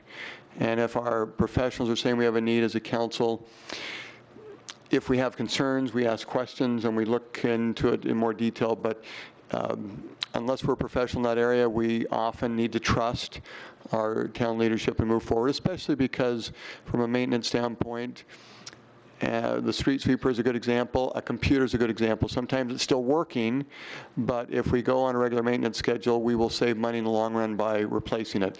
So that's why I asked the question, because to me it gets down to the need, and if we don't need it right now, maybe we apply for the grant in a year. But I have some very strong concerns about if we have a need and we would apply for it anyway, and we did not take advantage of the grant, it seems like we are causing double taxation for our citizens, and that concerns me. So I take it right back to the need. Is the need there? And that's where town leadership would really help me, because if the need is there and we're going to do it, I am in full support. And I'm in full support for many reasons of these are tax dollars that have been given to a federal agency to oversee, given back to communities for certain purposes, and so therefore I would have a very strong concern if we did not go forward if we have the need. And I'm going to need to get some more help on answering that question about need, and if we need to wait for another meeting, I'm fine for that too. Councilmember Daniels. Thank you, Mayor. It's my turn to be a broken record, I think, and after some of the last discussion that we had about federal funding, I've done a little research myself and had some conversations with both budget and at the state level, and asked a lot of questions about federal funding. And I think the one piece in your analogy that was missing, Councilmember Cook, is that the daughter and the son have been paying dollars to their father over the years with some expectation that they would get something in return. And I think that is the piece that we need to continue to look at. if we're going to have a policy as a council, and this is back to the policy level as it relates to federal grants or federal dollars in any way, shape, or form, we need to determine what we would be and wouldn't be willing to accept in federal dollars, because we receive a substantial amount of federal dollars in the town from both direct grants as well as funding that comes and is funneled from the state. The state receives federal dollars and passes it along to cities and towns, and the county receives federal dollars and passes it along to cities and towns. And so if we would like to have a policy discussion about federal funds, I think that's a fantastic idea and a separate agenda item.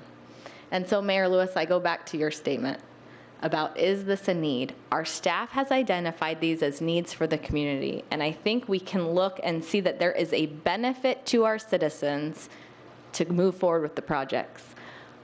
We can have the debate all day long about federal funding, and to be honest with you, there's not a single member of this council, I know, there's not a single member of this council that doesn't look at the federal government and say that's not the model that we want to follow here at the local level. We all have grave concerns about our federal government, about their spending, about their debt. Now transfer it back. We are policymakers. It's our opportunity to set a policy level decision about when we will and won't accept federal grants. Some of our federal grants go to streets projects, highway safety and planning, including the 202 freeway, emergency response training, and again, those dollars that are funded through the state and the county. And so we need to make a comprehensive decision as a council and not have these little discussions about when we would and would not accept federal funding. So Mayor Lewis, I look to your leadership on that, and council members, if they want to get together for a policy discussion or create that as an agenda item, that's great, but the need is there, it benefits our citizens, and I'm voting in favor. So to provide some leadership with that guidance, I'll turn to town leadership, and I would request that that topic be placed. And I think a study session would be appropriate as soon as possible. And for tonight, for tonight, for Councilmember Banger, because it may not be fair to just gauge the need with a couple of questions, especially, I didn't mean to put Eric on the spot, but would you like, and maybe an important question, if we waited a couple of weeks to give more time for town leadership to look at those three items, is there a date-sensitive item tied to those grants? Mayor, I'd ask Eric, are there any date-sensitive times to those grants? Mayor Lewis, council members, Manager Banger. Not in the short term. I think the most time-sensitive one is the street sweeper. We have to purchase that and procure that by the end of this annual year, but I'm not under any sort of deadline to get back to MAG to accept the grants. Okay, thank you. And so, and Councilmember Ray, I didn't mean to cut you off, and I am going to go to my right and have you make a comment, but I guess I'm feeling it would be nice to have a little more dialogue with town leadership. If town leadership came back and said in the recommendations that we do see the need and we recommend that we go forward, that will help me in making my decision. If we think we're there tonight, I'll take that feedback. If we want a little dialogue for a couple weeks, I'd probably move to continue that item, but let's have Councilmember Ray make their comment, and I'll come back to you with your statement.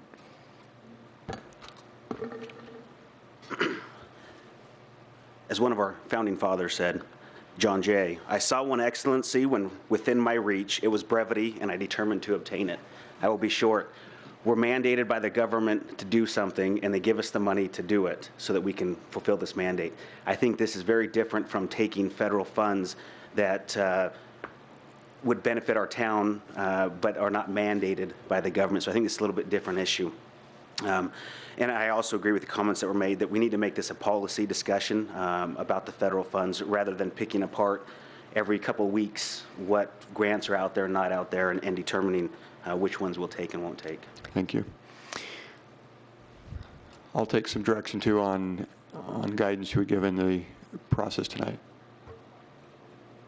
Yeah, Mayor, members of the council, if you're asking us, are the projects important? I would say that they are. We would not bring them forward if we did not feel like they were in the best interests of Gilbert. Are they urgent? It sounds to me like from our traffic engineer that we have a couple weeks if we'd like to wait and have some discussion. So to the council, I'll look for some help too. Vice Mayor Cooper?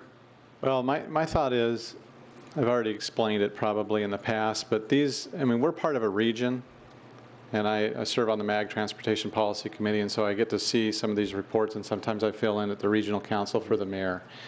And I get to see these discussions, and I understand that we put together a plan as a region and provide that to the EPA, telling them what we're going to do to comply with their rules, which I agree are challenging, to say the least. But we put together this plan as a region, we submit it, and we come together and decide we're going to work on it together. And several of these items here are items that are related to things that we've said we'd do as a region. And so for one community to say, we're not going to participate, it just doesn't sit well with me from a regional partnership standpoint. And frankly, what concerns me probably the most about this kind of discussion, which we can continue to have at another time, is this notion of lost opportunities.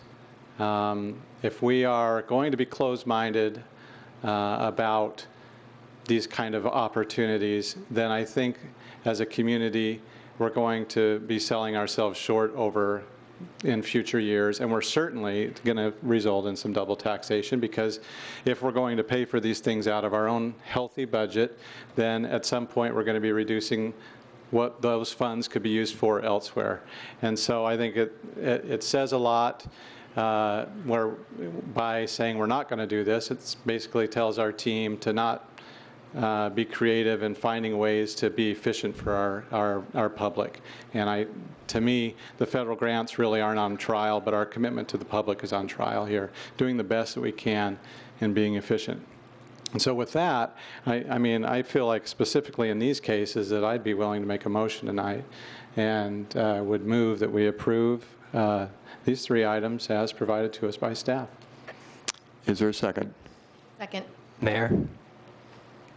After the second, there's supposed to be time for debate. I did want to get my second comment in, and I think maybe Councilmember Taylor might want to say something too. I just want to clarify, and I appreciate Staff Member Guderian's honesty. It's not an absolute need.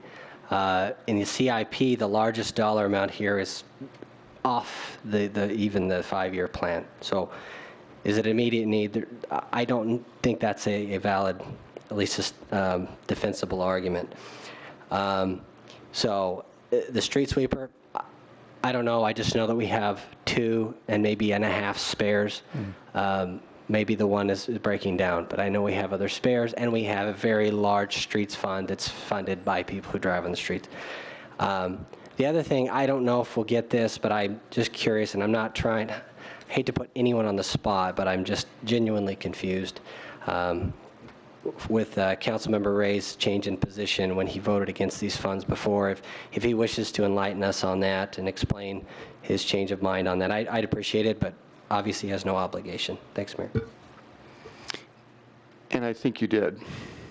But did you, Councilmember Taylor, any comments you wanted to make before we vote? Did Councilmember Ray want to say anything? I can repeat it again if you want to hear it. But to respond to Councilman Peterson's, like I said in my initial comment, when it's a federal mandate to go do something, and then they say, here's how you're going to go accomplish that, give us a plan, come forward with it, I think that's different than just accepting normal federal funding for things that we think may be important. And last year when I voted against this, I failed to realize at the time that it was the federal mandate, and we were then given the money to do that, and hence the change in position. And Vice Mayor Cooper's comment is important for council, because we do not want to be the community from regional perspective that causes the whole community, the whole region to suffer. So, I mean, that is a valid point, so thank you. Any comments? So just a follow-up question on that point. So Eric, I don't know if this is you or the town manager. If we pay for this out of general fund money, does that change our obligation or commitment with MAG?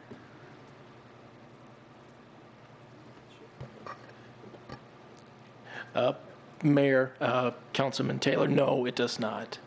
Okay, thank you. The way I process this is just 2 points. One is need. I don't know that anybody's arguing against the need. We do rely on the experts on the need. But I think the issue is where do we pay for it from? And I agree with Councilmember Cook's comments that we can pay for this out of our general fund and still meet our commitments and still meet the needs that are important to our communities. And, you know, I think that there is a role for the federal government to provide money for transportation. That's very important, and the highway system is very critical. Of course, this is EPA. It's a different initiative all the way, and you know we can talk about the mandate and how unreasonable it is, and the cycle of waste that Councilmember Peterson talked about. That's an important thing. At the end of the day, it comes back to the point that I made last time of my concern for it is, and this addresses the point of taxation that's been talked about, is who's really paying for the federal money? Well, it's our children and our grandchildren down the road. And that's an unfair burden to put on them, whether it's for Social Human Services or it's for Environmental Protection Agency mandates.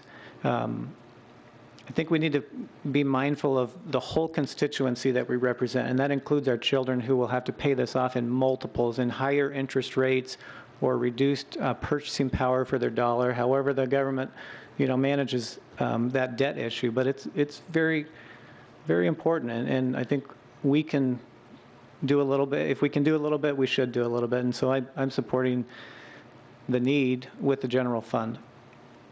Councilmember Cook? Thank you, Councilmember Taylor. I'd like to amend that motion that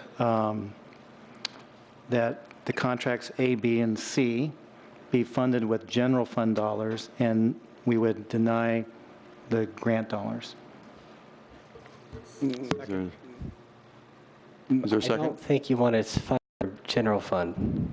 We've got streets fund. Or however we... Yeah. So I just want to make sure we don't, I think that would be an unwise move. Okay. Mayor, members of the council, the item on the agenda for tonight is for acceptance of the grant, not for the actual purchase of the equipment. Okay. I think you can amend to not accept the grant. That's germane to the motion. That's in order. You could do that, I think. But that's... I think that's totally allowed. I've read Robert's rule very thoroughly. On I don't have a problem with that, but we do have a motion, a second, and it's kind of the same thing. So I think to save time and to be efficient tonight, why don't we just stick with the original motion and see what happens?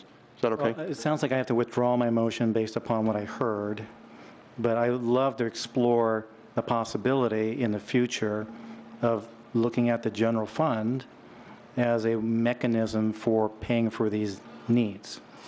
And I think that discussion can also be part of that study session item that we have asked to be put on. So there's a motion and a second. And I'm sorry, can we have that discussion if the items are approved tonight? Yes, we'll still plan to have that discussion. Because the grant will be, I mean, the money will be accepted at that point. Isn't that water under the bridge, or am I misunderstanding? Yeah, I would suggest that the policy discussion happen later, but this is, you're right, it'll be done. That's okay. So the discussion we're asking for the future is policy. Tonight is very specific to these three items. And so there's a motion and a second. Please vote. That's approved with a 4-3 vote. Thank you. Agenda item 14.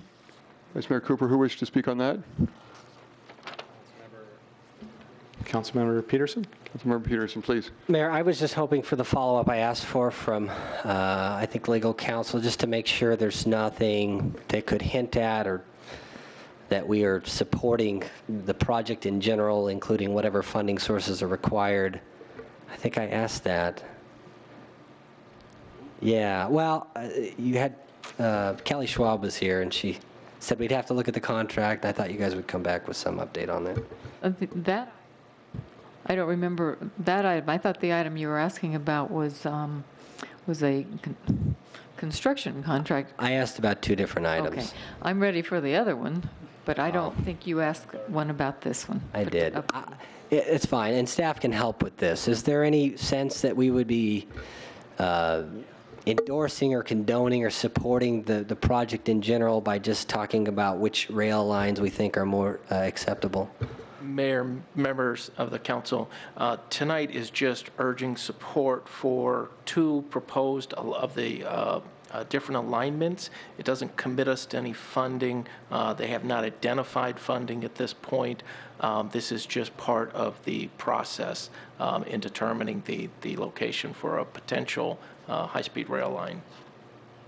I think it's probably fine, Mayor. I'm being a little paranoid probably, but I don't want to do anything that would suggest supporting a project that would require a new tax.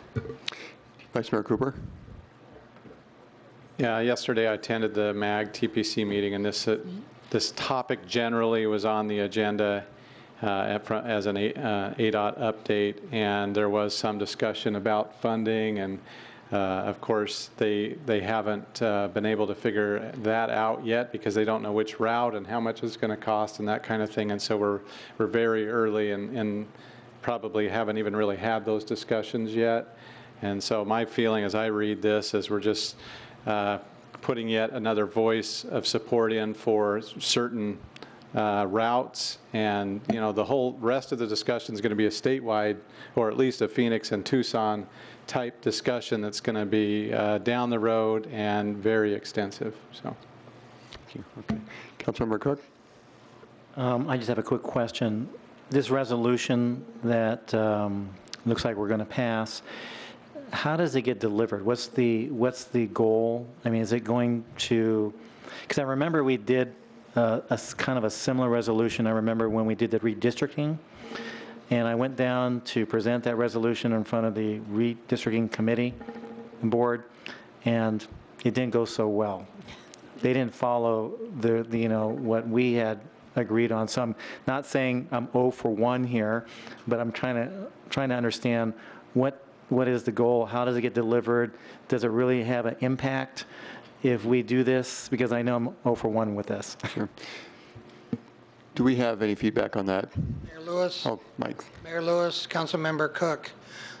This will get delivered to the design team at ADOT, to their project manager, and it will be included in all the documentation that they put together as far as public comment and support from agencies and businesses and citizens throughout the valley. Councilmember Cook, I also on Tuesday asked during the study session additional citizen input, names and so forth. What was the follow-up on that? In other words, it was one thing to have council, and it was if citizens wanted to also participate, is it too late? There were many public hearings. Citizens had a chance to voice in, but I didn't know if we could still ask for more support. Mayor Lewis, members of the council, I know that the manager's office is working on some letters of support from the business associations, the chamber, and the SBA. Also, we will work on with, I think, Dana's digital team on how to get the word out as well, so that we can continue to get additional support. They are taking public comment at any time through this process. They've solicited a lot, and they are very welcome to any and all support and comments that they can get on these alternatives. And I understand the meeting is next Tuesday. That is correct. So yeah. that does not give us much time, and maybe it was a good thought, but out of time. But I continue to echo what I said on Tuesday. If it would be advantageous for Gilbert to have citizens have a chance to give input through our Gilbert Digital and other sources, I'd love to get those names and have them added, because I think for the future of Gilbert, understanding that funding is a major discussion that will happen in future years, but at least in planning, as our general plan outlines, we have 2 spots for a high-speed commuter rail to be, and from an economic development standpoint and representing Gilbert, we'd like that to happen. And whatever additional support we can get, great. But I think you're hearing me say I'm ready for a motion, at least from the council. And Mayor, I move that we adopt the resolution of strong support for the teal route and secondary support for the yellow route for the Arizona Department of Transportation's passenger rail corridor study. Second. With that motion, second, please vote. That's approved with a 7-0 vote. Thank you. We move to the public hearing. To our town attorney, Susan, on 18, I believe I do not need to open the public hearing to just have a council member do a motion to continue it. Is that right? Or do I still need to open it? That's correct. You can just continue. Okay. I'll entertain a motion on 18. Mayor, I move that we continue item 18 to the regular meeting of May 16, 2013. Second. There's a motion, a second. Please vote. That's approved. Thank you. The other items on the public hearing. Vice Mayor Cooper, do we have citizens who've requested to speak on 19, 2021? I don't have any slips here, Mayor. I don't know if there are any others. And to the council, is there a desire to have discussion on 19, 2021? Okay, I will not read the agenda. I will simply open the public hearing on agenda items 19, 20, and 21. And I will close the public hearing on agenda items 19, 20, 21 and entertain a motion.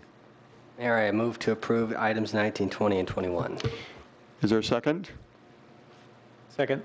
With that motion, second, please vote. That's approved with a 7-0 vote. Thank you. We move to administrative items.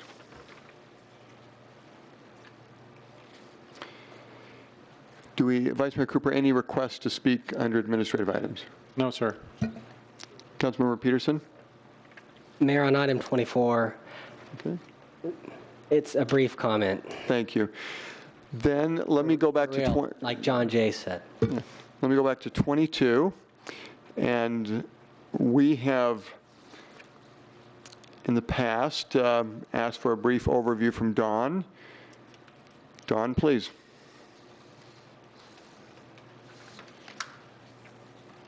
Good evening, Mayor and Council. I'm Dawn Irvine, the Budget Manager here for the Town of Gilbert. We spoke in great detail on Tuesday about the upcoming general fund budget items in particular, and this is an opportunity for us to look at where we are at so far in the year and the month ending February. A couple of points that I wanted to highlight very quickly as we look at our overall on the general fund.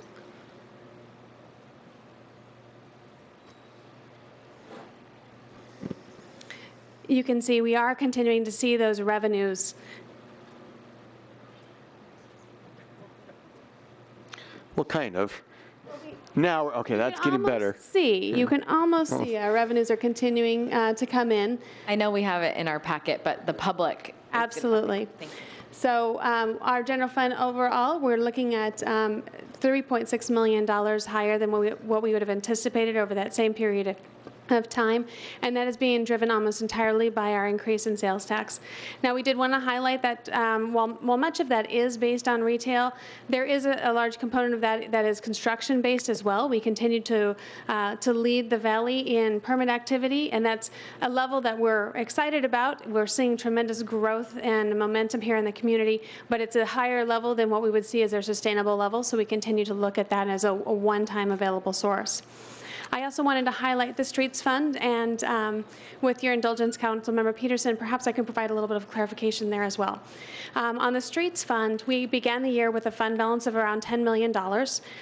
What you'll see, though, as you look at the budget document, you'll see a total sources of around $28 million, and that includes our anticipated revenues of $18 million. So the total sources available would be about $28 million, of which our beginning fund balance was $10 million. Similarly, you'll see that we were expecting a little bit more than $18 million in expenditures. We actually anticipated drawing down upon that fund balance this year in the Streets Fund. And as we do so intentionally, knowing that we have some one-time purchases from which we wanted to do so. The concern that I would like to highlight to Council is while our HERF revenues are up, Highway User Revenue Fund, which is based on the purchase of gasoline. Those revenues are up this year as compared to last year, however, not to the level that was originally anticipated by the state. So our collections are down, and you can see that the corresponding revenues in the streets fund are down. So while we were anticipating to draw down upon those on the streets fund balance somewhat, we may end up doing so to a slightly larger degree based on the reduction in revenues in the HERF fund. And with that, I'd be happy to answer any specific questions that the council has about the monthly budget report. Thank you. I will entertain a motion to accept the budget report. So moved. And a second? Second. That's a so moved motion and a second? Taylor first. So the motion is Councilmember Taylor, and the second is Councilmember Cook. Thank you. With that motion second, please vote. That's approved with a 7-0 vote. Thank you. Let's, we'll come back to 23. Let's go to 24, and Councilmember Peterson, please. Mayor, it's one thing to read a document, it's another to fully process it. I'll sum up my concerns with the financial policy in that way. It's been a flurry of activity the last few days. I believe, from what I've read and understood, that this is doing the kinds of things I'd like to see done. But Mayor, I'd really appreciate another couple weeks to fully process it. It would be a great benefit to me. I've talked to Donna Irvine about that. She doesn't feel that that would be a problem for the budgeting process. So at the thank you, council members. Council, I'd appreciate that. Councilmember Cook, you okay with that? I agree. Not to say I've been out of office for a couple of days. I would love to spend time digesting it a little bit more. Thank you. And for that, I don't even, because it's administrative, we just move on. Okay, thank you. Let's go to agenda item 23, board, commission, and committee updates. Councilmember Daniels. Mayor Lewis, I'm informally supporting the Gilbert Feeds Families project. That's the Town of Gilbert's annual food drive that benefits the United Food Bank, and it's during the entire month of May.